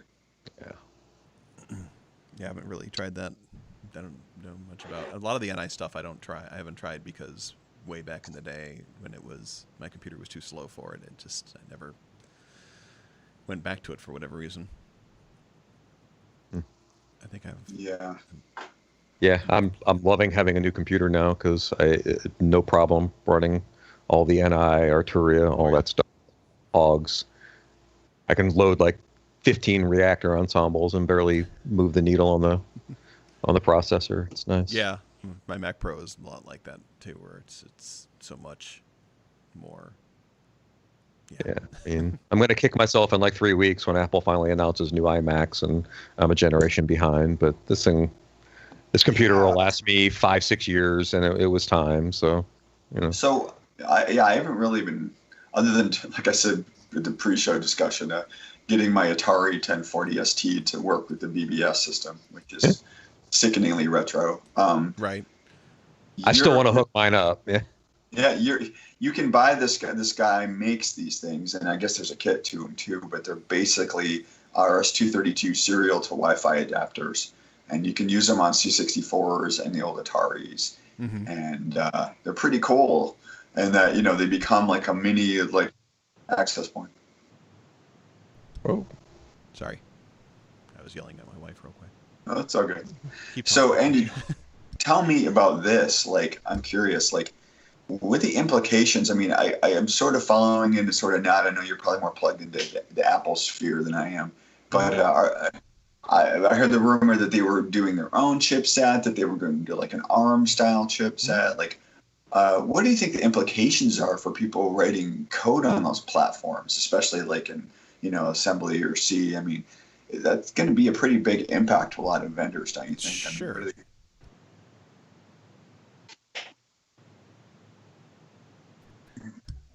Well, I think that, well, first of all, they're doing like kind of what they did when they went from PowerPC to Intel, where they had the Rosetta translation engine in there. And Got it. by having that in there, that should help as far as that kind of thing is concerned. I think that there's going to be some issues with it, but I don't know. Because, I mean, they're literally using like the same thing as an iPad. Right. Sure. Like I know that the developer kit Mac Mini that they put out for people that are on the developer list is literally an iPad chip in there. Got it. So I don't know if it's going to make too much of a difference as far as that's concerned. And I know that the new version of Rosetta seems to run things pretty nicely. And then, of course, all of their apps are running natively on it already. Yeah, So I'm they curious. have a native version of Logic and everything. My thing is, like, I don't know what the plugin people are going to be doing. Yeah, that's where I'm headed because as I've talked to you about before, Andrew, I'm trying to spec out a MacBook laptop Sure. to do in case I needed to be on the road again. Yeah, and so I was looking at the Intel versions, and mostly to use with machine, to be totally honest. Right. And so now I'm like, well, what if I get this new thing, and then it's not going to backport to that stuff? And Well, I think that it's like what I was telling John when he bought his computer. It's like they're going to be supporting Intels for a pretty good long time. yeah, I mean, when they made their switch from PowerPC to Intel, they still supported the PowerPC, as far as software is concerned, until like 10.6, and they started or 10.6.8, I think 10.7. wow. Because they start with like 10.5, and they still supported the software and the hardware they even said they're committed to for at least the next 4 years. Wow. Yeah. So Yeah, I mean, I remember Ableton and NI and companies like that they were still shipping universal binaries of all their apps 5 years later, after pretty much, Apple didn't sell any PowerPC computers anymore, Yeah. and hadn't for years, and they were still shipping PowerPC compatible stuff because, Yeah. I mean, that's also we're in an industry where, computer wise, a lot of pros don't move real fast in buying new computers. Right. So they kind of almost have to keep supporting the old stuff for a while. Which was kind of the thing that motivated me to go ahead and buy a new iMac right now, because I'm getting in right at the end of the Intel generation, and I know I can get at least 5-6 years out of this thing minimum, so I can just ride out this whole switch from Intel to ARM thing, and by the time I'm ready to buy a new computer, it should all have shaken out by then. Right. And I'll just skip the roller coaster ride, and Yeah. and I don't think it's going to be I think we have already seen a bigger shakeout of developers with the switch to 64-bit only with Catalina. I think the dudes that just hopped off at that point and don't want to do it anymore, they're gone. And so now I think the people that have taken the time to make that switch are probably dedicated enough that they'll continue to make that switch over to ARM. I think there will be a lag for big companies like Ableton or Cubase or somebody like that they may take a little, I don't know, they make a Mac version of Cubase anymore, but those companies, or Adobe on the graphic side might take a little while to get their stuff ported over. But Well, Adobe's already Adobe said they've already ported. Okay, well that's cool. And Nice. and Cubase, I think, won't be an issue either, because like one of the most popular iPad OS DAWs is Cubase's. Yeah. Well, and So that's they're another. They're already Swift coding. Yeah. Well, I think that's another that could be a huge kind of side effect of this, is basically that same code that'll make the Mac versions of all the sequencers and plugins work. They'll now work on an iPad or an iPhone. Right. So I think you're going to see that ecosystem kind of blur. And I think for those of us who just want to go to the park with an iPad in our pocket and run Ableton Live and a copy of Reactor, maybe we'll actually be able to do that, because it'll be trivial to make the iOS version of Ableton when they've already done the ARM Mac version of Ableton. Exactly. So Exactly. And they're all running ARM chips anyway. So, yeah, it's all the same and- chip. So yeah. And the iPad apps already run on Mac OS Yeah. on the ARM chips, so that's already done. So And there are going actually a back bunch and of forth. there are a number of really cool iOS only audio apps and plugins and things that already fuck exist. yeah. Just be able to dump those right on the Mac now and don't have to use it on an iPad if you don't want to. So yeah. Should be very interesting. Yeah, yeah, and I don't know what this means as far as like third parties about complex things like DAWs and stuff like that. I mean, I know that Ableton had classically been really far behind on their development when Yeah. they went from PowerPC to Intel. Yeah. It was almost to the point Yeah. where I was wondering if they were going to become like Quark. Yeah. Yeah, I mean, there will absolutely not be an ARM compatible version of Live this fall when the ARM Mac starts shipping. There's, Yeah. but we'll see. I totally forgot about Universal Binaries, John, when you brought that up. I was like, Yeah. oh my gosh, that's right. Like that Yep. was going on forever and ever and ever. Yeah. Yep.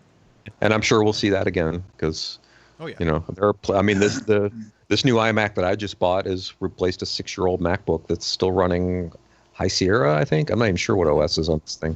So yeah, it works. Yeah, I'm it's not like going to update it, so I don't want to fuck with it. I don't want to break Yeah. anything. Exactly. My studio iMac was literally from 2009, and I was using that until after I finished the Plasma Blackout album, which was I finished that in April. So I was literally using a computer for 10 years, a little over 10, like Yeah. 11 years.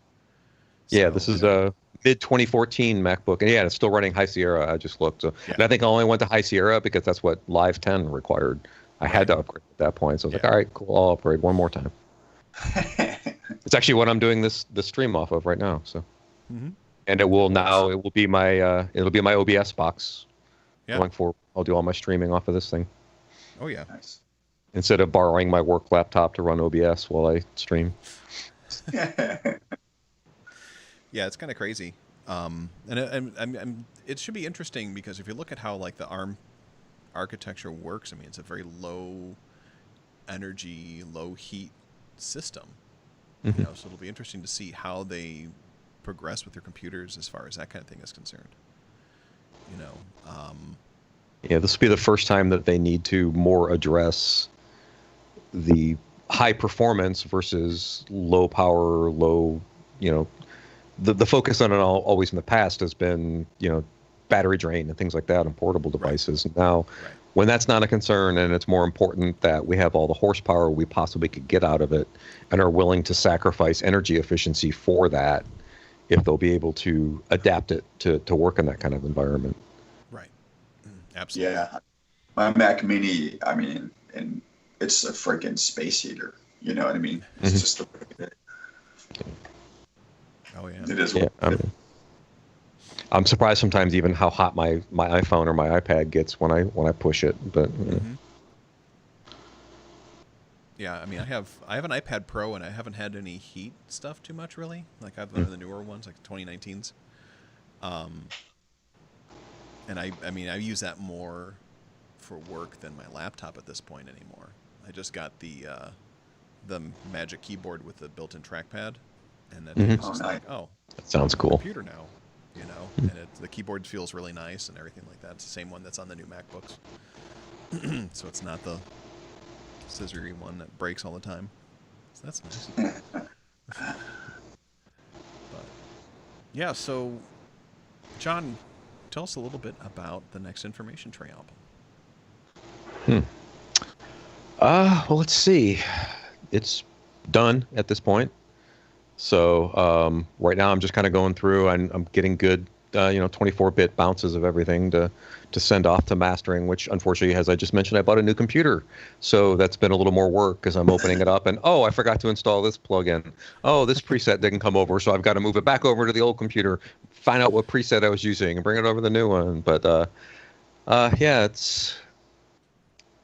I'm not sure what all to say about it. 9 songs this time. It's actually a full album as opposed to I call it my first album. That first record was really more an EP. There was just 6 songs, maybe like 25 minutes, 30 minutes of music on there. This is a good 50 minutes, 9 songs. So started out as 12 songs. I had to shave a few because it was just too much.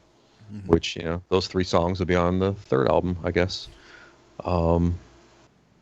I believe, Andrew, when you listened to it, you described it as being a little bit more somber than the first one, which, it's definitely moodier, a lot darker, which, the world going on around us right now. Of course, music that I'm writing and producing the last little bit here is, and what I'm choosing to put out now is probably a little bleaker than last time around. Not that the last album was, happy skippy, synth pop or anything. It was, but yeah. Excited to finally get it out there. Yeah. Do you have a title? Looks like it's probably going to be called Apocalypse Eve. Nice. So I think that's the one of the song titles that stuck out the most for me. So although, if anybody has a thought, if either you guys look at the song list and say, no, you should call it that, I'm easily swayed. I haven't designed a cover for it or anything. Yeah, that'd be good. Maybe we'll call it that. But yeah. So awesome.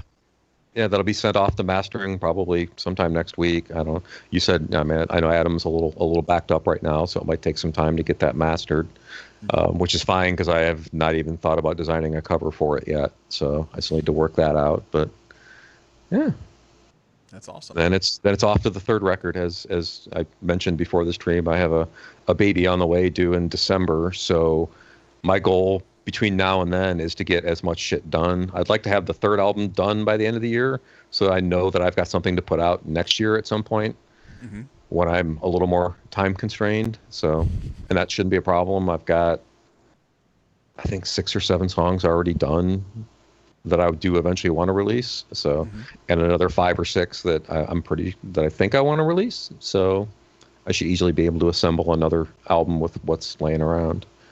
So. Awesome. Yeah. Should be coming out soonish, I guess. Very cool. Some point in the next couple months, I'd imagine. That, and I'm working on getting my kind of live jam rig together so I can get back into streaming again. I kind of fell off that just because, I was only doing the DJ thing before, and I don't have a real strong passion for DJing, and I got kind of really bored with it. It started to feel like a job, like, oh, fuck, it's Thursday night. I got to go do a DJ stream. So I stopped, but I think I'm having a lot more fun just doing the kind of live jams, and just, noodling on synths and stuff like that is way more interesting than, press play and crossfade into a new song. So, I mean, I may start, doing some hybrid DJ sets again, because there are still some aspects of that I do enjoy, but I enjoy more like the Richie Houghton style thing where you're basically just chopping up songs and turning them into something else. And so I may start experimenting with doing that kind of thing again, but for now the focus is on getting some live synth jams going. Sweet. Cool. Yeah. So, Andrew, why don't you talk about some of the stuff you've been doing? Because I've been watching your streams, but I don't have a lot of metadata on what you're doing. And how I you're have doing. no fucking idea what I'm doing.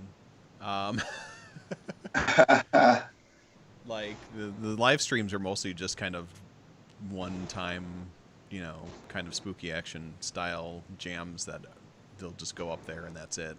There's nothing really thematic. I'm not really trying to do anything that's like a project when I'm doing the streams right now. It's just mostly I just want to get some, get stuff out and have some fun with it. Right. So the stream stuff is just kind of...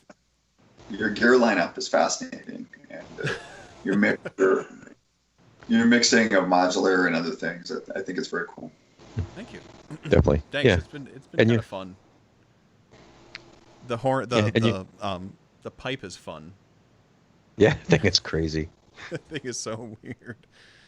Oh, Callus, thanks for the subscription, man. Appreciate it.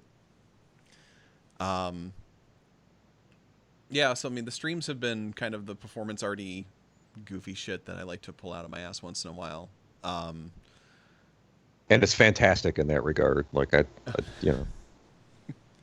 why I love watching your streams, because I'm just like, music. It's boring really quick because I don't really Yeah. prepare. So I'm like, I gotta come up with a stupid yeah, costume. but and yell there's at also people. a certain amount of like, what the fuck is Andrew going to do this week? Yeah. Oh, look, he's dressed up as a NASA engineer this week. Okay, cool. There was a time when I did the mission control thing and kept on. That was taking people to amazing. space. That was fun. That was great. I remember that. Yeah. Yeah. Yeah, well, I like that people got into it and they were like replying to me. I thought that was even better. Yeah. Was that like Zimfest? Was that the thing where you did Yeah, that that was for? a Zimfest. Yeah, that was a Yeah, Zimfest that was fun. broadcast. Yeah. Yeah, that was cool. That's a lot of fun. Paul. How's the studio rebuild going on your end? The studio rebuild is pretty much almost done. Okay. Are you happy with it, or I wasn't at first, and Justin can remember this whole thing when I had everything set up in different areas, and I finished up that, and I realized I fucking hated it. So I ended up taking like the modular stuff and moving it into the same area where the rest of the synths are, which is where I'm sitting right now. So modular, what do we call it? Modular K. I just moved into Synth Isle instead. But I do like that I have monitors, like video monitors, all the way across the room right now.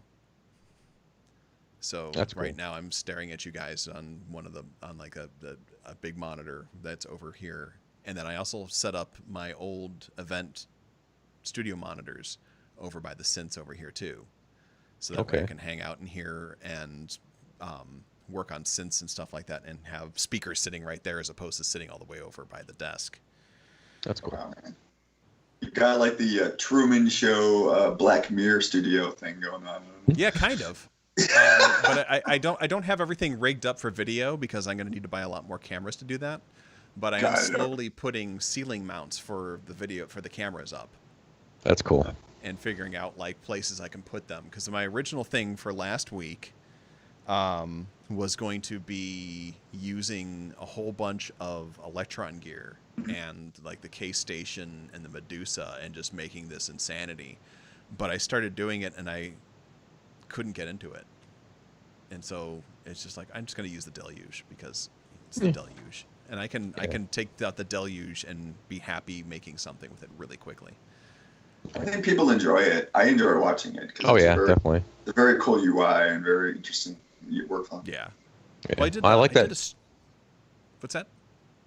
I was gonna say I like your idea too about having the speakers over there too. That might be something. I mean, I'm going to be upgrading my monitors soon anyways, so I might take the old monitors and put them in the other side of the room. I've already got a second display over by where all the synth gear for the jam rig is set up, so exactly. I don't have to keep craning my neck to look across the room and see what Ableton's doing. I'll have it all right over here. So actually, let's see if I can do this without making everybody throw up. But that's sort of that's the stand. So it's got all the gear and then the monitor over there that's just attached to the iMac that's over here. So and yeah, I can see putting a pair of speakers over on that side of the room. So when are you going to stream, John? When are you going to start doing I don't know. I still need to figure out lighting in here. I mean, you can probably see from this the lighting is not great. Sure. But other than that, and getting my camera set back up, I think we were talking a little bit before the stream. I've got this old Canon Vixia that I'm using right now. That's what I'm on here, and that works good. But in the past, for my second cam, I was just using like the MacBook camera, which sucks. So Andrew found this very cool software that'll let you turn almost any Canon DSLR into a webcam, basically. Nice. And I've got a old, it's actually not that old, a Canon 6D laying around, which is like a pretty high-end DSLR that's just collecting dust at this point because I kind of fell off the photography bug. So I might try and repurpose that. Once I get all that set up, hopefully 3 or 4 weeks, I can maybe do a jam. I'm doing a lot of, getting loops together, and since I don't know what I'm doing, getting, my crutches together so that I have backups in case what I start noodling with is terrible. I can just pull a loop out of one of my old songs or something and, fill some space with that. But right. Anyways. Nice. But yeah. But anyways, we're talking about I still need to get cabling long enough for the modular because right now I still have to string that across the room. Yeah, we were talking about that. I think we were both rebuilding our studios at the same time, and it was like almost like a penis measuring contest of who had ordered the most cables that week. I think every day I was getting a new box. My wife was like, "More cables, really?" I'm like, "No, I don't have enough. You don't understand." Yeah. Oh my God! Like I was literally like measuring cables and then ordering from Sweetwater and then getting them and then returning them because they still weren't long enough. And I'm like, I'm not good at this. Or like I was ordering cables. And then later on, I was ordering more cables, and then I literally at one point had 4 orders with Sweetwater on the same day. And I'm sure my rep's like, "Dude, why don't you just fucking wait till the end of the day and save us on shipping?" Yeah. I'm like, "Well, your owner's kind of a fascist, and I want to make him waste some money." Yeah. Yeah. That's yeah. It's so unfortunate finding out the guy that owns Sweetwater is a big dingus, but oh well. Yeah. They make it too easy. I can't stop. Yeah. Although I did get. I mean, if I can keep buying from Amazon, I can keep buying from Sweetwater. Yeah. Okay. Yeah, so I bought the fader port from Zounds, but. Oh wow. Yeah, the fader port's really cool. Oh my God, I love that thing. I think You have the 24, Andrew? The 16. 16. I don't think they make a Right. 24. No, sorry, yeah, it's like an 8. They make an 8 and a 16. They make a 1, an 8, and a 16, I think. Yeah. Yeah. Because I was looking at the 8, because I was like, I really would like this because I'm using Studio One, and I'm like, right. But it seems so limiting. You know what I mean? It's like, I mean, it works with Logic kinda... too. Yeah, sure. You could switch it to Mackie, whatever the hell it's called, and that'll just work with whatever. And yeah, the 90% of the little shortcuts work fine with it too. Yeah, I just was like, I don't know if I want another 16-channel mixer, but it does look so cool. It looks like the videos I've seen of the integrated workflow are very nice. Yeah, I mean, it's not a mixer at all. I mean, it's really just a control surface. Sure, but it does have faders, right? I mean, you can use it to but control the DAW. you can move channels around however you want to. Sure. So yeah, that's what I was looking at. Is mostly when I'm doing mixdown stuff, I really hate having to use a mouse to do that. I find that really painful. Yeah, I was actually considering one of those possibly eventually for the live rig. For right now, I've got a pair of those Allen and Heath K2 controllers that'll give me 8 channels. So let's Nice. see if I can make it work with 8 channels. I'm already starting to feel like I don't know. I mean, being a drum percussion whore, I use so many percussion sounds and stuff that Yeah. man, I don't know. I mean, and it would be nice to have more faders for doing actual mix down when I'm actually mixing and stuff too, because it's the one thing the Push is terrible at is it doesn't have any faders, and trying to mix with little knobs is Yeah. not great. So, Yeah. but we'll No, see. I- I'm gonna give those some time and see if I can get by with just 8 faders. So I mean that'll basically be 1 fader for controlling the master and master effects and things like that, and then 7 channels of synths and drums and whatever. We'll see. If that's not enough, I'll get a fader port like Andrew. Yeah. Look at me. Yeah. I'm still using a mouth. I could mouth? take the mouse. Yeah. Sorry. I could take the Arturia Keylab and route the envelope generator sliders MIDI to that. So if I had to, but I'm running a really old MIDI controller, the 61 key Analog Experience Laboratory, because it's the only one they make that's short, full size keys with aftertouch. So it'll fit into my rig. So when this thing dies, I don't know what I'm going to do. I've already have a backup for parts in case. Yeah, I stopped using the Nectar, the Panorama for my primary controller, and I'm just using the Linstrument for that. So I'm Nice. not even using. I have evolved beyond keys. Nice. I mean, it's been kind of weird, but Paul, it's the Linstrument that Roger Lynn made. It's a MPE controller that doesn't use keys. It's like this weird isomorphic layout. I'm a shit keyboard player, so this actually is pretty cool. Just because you can do things like when you play chords and everything like that, it's the same hand. If you're doing a minor chord, it's the same like finger and kind of like a guitar, no matter where you are on the device. And Yeah, for which shit that's why keyboard- the push clicked with me is Yeah. As a guitar player, you play the keys like it's a guitar. Right. Yeah. Exactly. Yeah. And I'm a terrible And I'm a shit keyboard. Like guitar I've tried to player learn the too, keyboard so- player. Yeah, I tried to learn to play the keyboards, and I'm terrible at it. I can never Yeah. get my head around it. And frankly, I think the traditional keyboard is a shitty way to control modern music, anyways. Agreed. We're not playing the piano. We don't need to use the little white and black keys. Yeah, I'm hampered. I do have a lot of keyboard background, so it's hard for me to switch away from it. But I do agree though that in some ways it doesn't translate. And starting to use Machina, I've discovered that again the sort of beauty of discovery. You know what I mean? Because looking at this keyboard, it's kind of like the QWERTY keyboard, right? It was designed to make people type slower because they were jamming the gears. It made no sense. You know what I mean? There's no reason So- we should still be using that. Yeah. Yeah. So it's the same deal. Unfortunately, I still think on it and I can't get away from it, but 100% anyway. But definitely like the idea of like, what's that going to do? You know what I mean? Like happy surprises and happy accidents happen with alternative media controllers. Yeah. Well, and I love that I can just put it in like a scale mode, and I know I don't have to think about whether or not I'm playing in key. Is this chord in key? Is this note in key? I can turn my brain off and just bang on pads and know I'm in key, and everything should theoretically work. I mean, just because you're in key doesn't necessarily mean it won't sound like shit.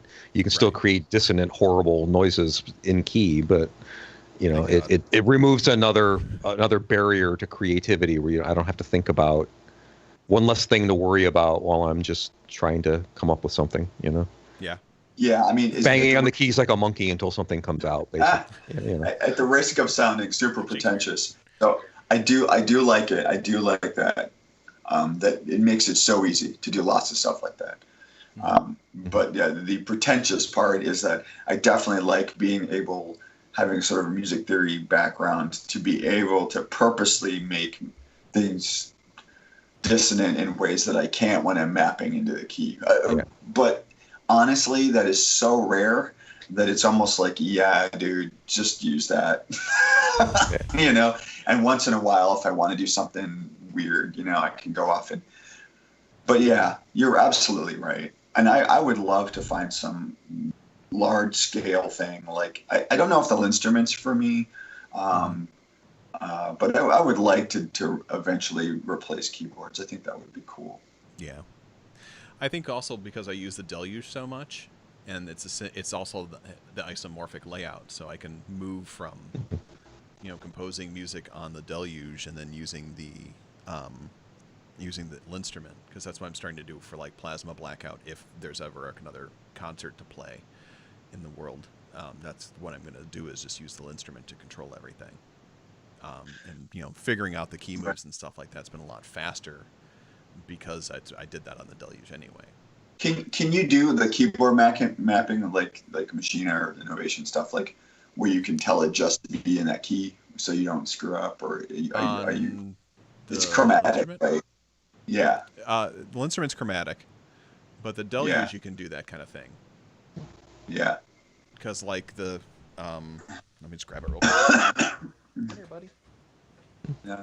Yeah, I ask because, John, to one point that you're talking about is like, I find too with keyboards or even sometimes guitars, if you're real familiar with that instrument, sometimes you go back to that happy place. You know what I mean? Mm-hmm. So things start to get samey. Whereas if you're messing around with some interface that frees you from really having to conventionally think, I just feel like maybe it's a cooler way to get music out of your brain, maybe, you know? Yeah.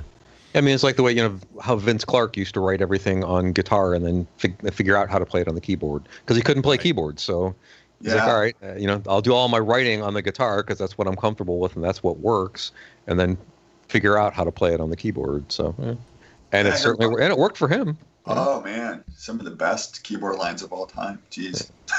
Right. Yeah. So like the Deluge. Here's my buddy. Hey, buddy. buddy. Runs on batteries. So this is like the isomorphic mode. So like the brighter, I don't know if it really shows on the camera or not, but the brighter keys are C, and then you just kind of go from there. And the colored keys are whole notes or majors, and then like the black keys are the ones that aren't lit up. But then you have these rows, this one row over here, and this is the chromatic. So if I can get out of there, then I have turn you up. Oops, sorry. And you can change that to whatever key you want to and whatever scale you want to, and you have the scales right there. So you don't ever have to go into chromatic mode. You can write all your pieces parts right on this part here. Mm-hmm. So that's cool.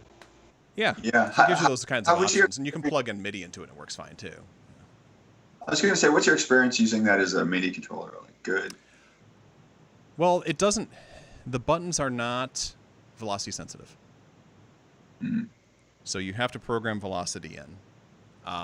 When I wrote the Plasma Blackout music, I did use an external controller plugged into this. Nice. And then I literally got like a Arturia Mini Lab and just plugged it into this, and then I can assign that to whatever from here. That's cool. And then, so I had that going to the Hydra, or I had it going to the Peak. And then with a new firmware on this, what you can do is you can just plug in a powered USB hub, and you can plug in all of your stuff through USB, and it will send and receive MIDI like that. So it becomes its own MIDI host. No doubt. That's cool. That's great. Yeah. What these guys do with this thing, and considering it's like literally 6 guys from New Zealand, you know, and 1 programmer, what they can do with this thing just never stops blowing my mind. You know, they have like, you can do, I can't even begin. I've not even touched much with the new firmware that came out like 2 months ago. It's just, I don't even know. So it's pretty amazing what this thing does for like under $1,000. Oh yeah. You know, Nice. runs on batteries. Put it in your pocket. Yeah, that's my dream porch synth, as I always call them. I want the synth Oh, where I yeah. can sit on my porch and just noodle and make music, and that's Did what you I'll see get my eventually. Did you see my porch stream I did with it? Yeah, I did. Yeah, that was fun. Yeah. Like I literally hung out my back deck with this thing. It has a built-in microphone, and so I turned the microphone on as one of the oscillators on the synth, and then I started processing the sound of the birds and like the dude next door mowing the lawn and like the air conditioners kicking in, and that became like this background drone for like this Yeah, like it ambient was thing cool. that I did. Well, the camera was just pointing at my backyard as the birds were coming around, and I was helping Blackpool identify all the squirrels and the different birds that were showing up. And just like playing like this little jam on it for 2 hours. It was cool. It was nice. It was nice and chill. You know. Yeah, it was fun. I'll probably do Yeah. that again when it starts getting cooler outside. Yeah. Right. But yeah, the portability on the thing, it just blows my mind. Yeah, what do you make of the new sort of NPC stuff, like the sort of portable speakers? I mean, that was out when I bought the MK3, but I was like, I don't know. I don't know if that made sense to me. I mean, headphones for jamming, I think, make more sense. Yeah, I don't Yeah. know. I don't know what they're thinking. Like the Deluge, they literally say that the speaker on there is for emergency use only. Like that says in the manual. Don't trust our speaker. You know, it's literally there just in case. Do the teenage engineering stuff, don't they have speakers? Does the OP1 have a Yeah. speaker built in? Yeah, the OP1 and the OPZ both have speakers too, and they both are garbage. Like they're really tinny sounding. The thing on that's tinny sounding. Yeah. From what I understand, like Yeah. the MPC, Yeah, it was one of my favorite. What's that? I'll say it was one of my favorite gear splaining moments was when Coherence went on his speakers in synths rant. Even got his Volca was it Volca FM? He got out and put up to this Yes. microphone. He's like, "Why is this here? This is trash. Just leave it out and cut the price by $1. I don't care. There's no reason to have this here." I think. Well, yeah, I didn't see that, but I tend to agree. I mean, unless you're gonna do, I mean, MPC kind of try. They look like sort of USB speakers to me, which, you know, as we all know, sound great for like bassy music, but for those of us who like near field neutral monitors are like really, you know, like. Like to his point, the Volca bass has a speaker in it that doesn't reproduce anything below like 1K, which is like, you know, that's most of the synth data. Like it's pointless. Like, why? No, it's very Oh, true. man. It's very true. Yeah, I don't. I think that. Yeah, I don't understand why they did the MPC with the new little speaker. I did watch somebody that was comparing them to like other speakers, like USB or Bluetooth speakers, and they're about the same. It's Yeah. like, maybe you're gonna have a breakdance Add size party and by weight. yourself. Yeah, the live just added size and weight to it, because when I saw the live in real life in Chicago here, I ambled into a Guitar Center, as you do, and actually picked it up and looked at it. And I'm like, this thing's got a lot of real estate. Like I thought it was smaller looking at the demos, and I'm like, this is like calling like a 1990 compact luggable like a portable beatbox device. You know, I was like, this is awful. Like, I'm not going to put this in a backpack. Come on, Yeah. you know. Yeah, exactly. Yeah, Paul says marketing, and that's why they do it. Yeah. You know, Sure. It's a bullet That's a point. good point. Yeah. yeah. I don't know. Maybe I don't know who they're marketing to. I mean, who? I don't know. I know. I mean, the thing about Akai is like, you know, they get a lot of complaining, and I follow it, and so I see what's going on, and it's like people are asking for very sensible features, right? And they sort of have to deliver on those, and then they're like, here's this thing that like 10 people wanted, and you're what? You know, Yeah. like, I mean, I don't know. Maybe lots of people wanted speakers. I don't know, but to me, it's like, get around to being better integrated with computers. Get around to handling plugins better. Get around to having. There's a lot of workflow modifications. Right. And I forget. That might have been it. Yeah, I Might have forget been her on the- name. like the low-hanging fruit on the suggestion list. Yeah, I wish I could remember her name. I don't watch her a lot. She's a YouTube streamer. She was at that. She was at the Tomon thing. Oh, what was her name? I know who you're talking about. Yeah. The one with the Pokemon hat. Yeah. Something like. Is it something? Producers. I can't remember her name, but Dallas Jamming. Thank you. Yes. She does a really, really good. I wouldn't say rant, but a very incisive in intelligent criticism of the recent NPCs. Yeah. So I remember that. yeah, I mean, I hate to talk bad about Akai like Akai, but it's like really, really, folks. I know that that my show on Tuesday we're going to be talking about that free NPC that's out. I don't know if you grabbed that yet or not. I haven't installed. I'm not going to use it, but I have seen that. And to me, it definitely looks like what Electron was doing with their model series, which is, but in this case, it's like it's kind of what I call the heroin dealer economics. You know what I mean? Like, the first hit's always free.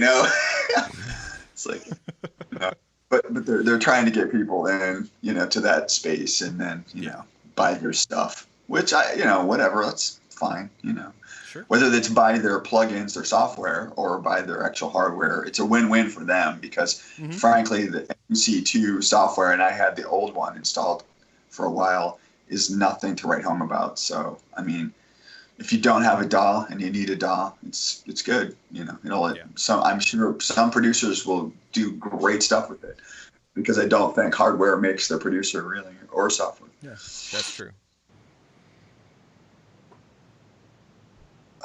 Cool. I think, is there much else for us to talk about? I don't know what's next. On the, what's that?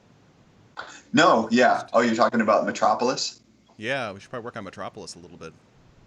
Yeah, I think that would be a good focus because I lack focus, and that prevents me from working. So focus would be good.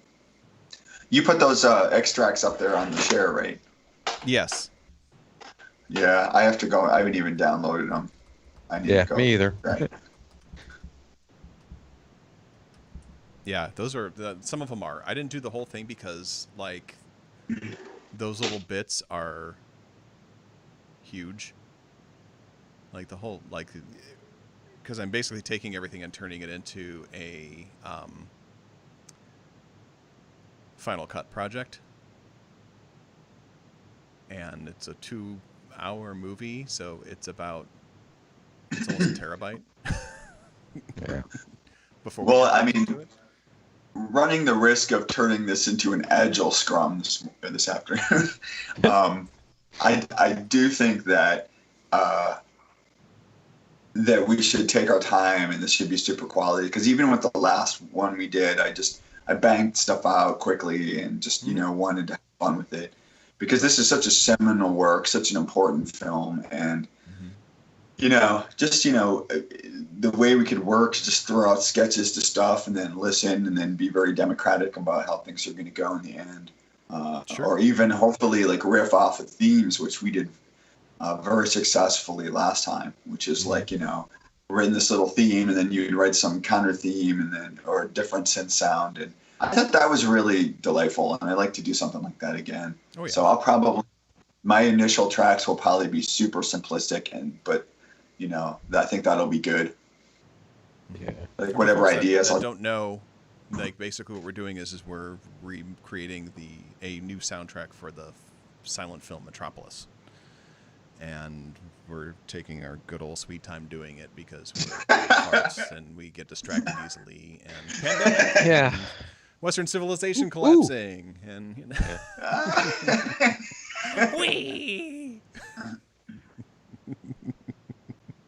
But I kind of it's one of the things I like about when you listen to composers like John Williams, for example, where he has Ray's theme and sometimes the characters will have their own little melody line that repeat. They're completely twisted around and used in new ways throughout the film, but there's these little callbacks to certain characters or how many times have you heard the Imperial March in some context or another in Star Wars movies? I like that idea of, if Justin comes up with a really good melody that sounds good with character X, well, then maybe we riff off of that in other scenes where that character's appearing or things like that. Lots of recurring motifs and, I think that's a fantastic idea. Now, Yeah. I keep almost pushing the button on this a Kindle book for how to score a film, because here's the thing. Part of me is like, I want to know how to score a film. I want to watch, Hans Zimmer's masterclass. And part of me is like, you know what? I don't want to know. I just want to figure this out. So I'm not really sure, it's like, but just those kind of observations, John, I think are good enough, right? I think it's like, hey, he's, it's almost like the classical music format of variations on a theme. Right. And I think that's just really what's happening in that industry, besides the I'm looking incidental, forward- creepy, weird stuff. Yeah. I'm looking forward to seeing how we handle, like, if we're doing things like theming and stuff like that. Because I know, like, in spoiler alert for those that have not seen a movie that came out in the 1920s, like, Maria character when the robot is being her, and how we can manipulate those themes together to make them kind of this weird Oh, yeah. shit. Oh, yeah. Those kinds of things might be kind of a cool little thing. I don't know. Just like Which version?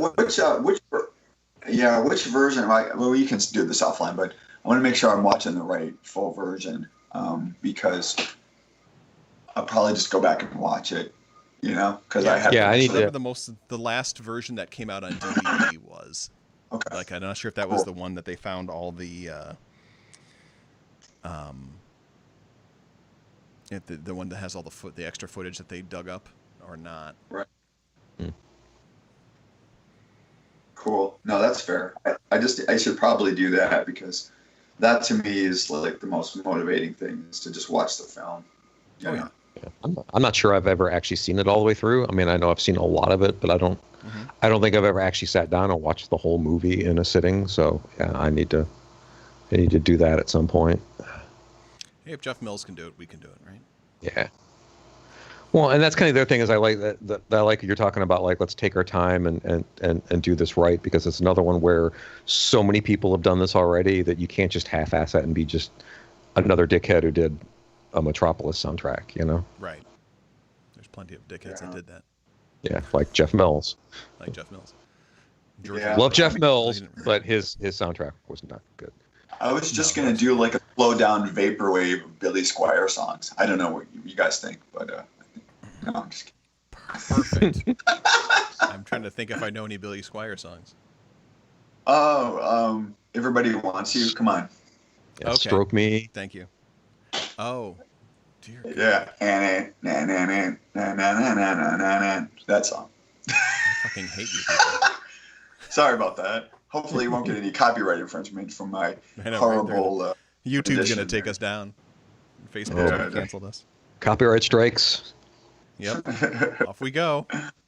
Well, I think we can go ahead and wrap up here. I was just checking to see if there's anyone we can raid to, but no one is on that I'm following. So, Moonhouse, if you know anybody who's on that we can moon to, that we can raid to, or John, if you know anyone. we can raid over to. Squirrel Music, is that how you say his name?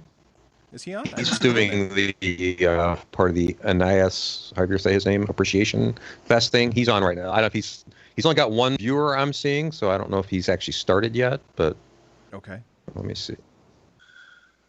I didn't see Squirrel showing up on my list. That's weird. Yeah, it looks like he's either on or about to go on, so yeah.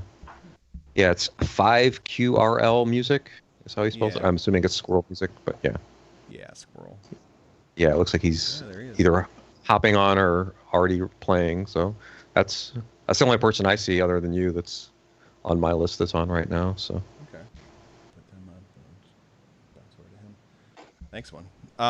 So yeah, like I said, next week on our stream, we're I'm having Andy Garfield on, and we're going to be discussing the act and art and methods, maybe, of creating music and sound design for themed attractions, which we can also probably utilize easily for video game music and stuff like that as well as just interactive music in general.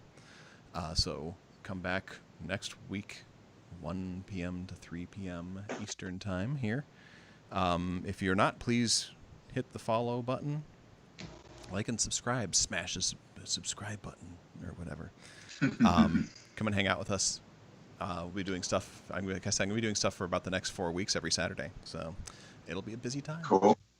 Cool. And also have the Cynthia Stasia is the other show Tuesdays at 3 p.m. Eastern. That's at twitch.tv/Rodney418. And Gear Splaining every Wednesday, except when we don't feel like doing it at like 11 o'clock Eastern or whatever. We feel like showing Oh, that's up. rough. That's, Yeah. I know. You're telling me. Yeah. I'm usually in bed at 11. And that's at Twitch TV/Gear Splaining. So, yeah, thanks again, everybody. No, thank you. And Good to see you. Justin, John, good seeing y'all again. And Good to see you too. go ahead and type in the Magic Raid thing. And taking you guys over to Squirrel. Moonhouse, thanks for tuning in. Paul, thanks for tuning in. Everyone, thanks for the follows. Callus, thanks for the subscription. And we will see you soon. Cheers. All right. Take care, guys.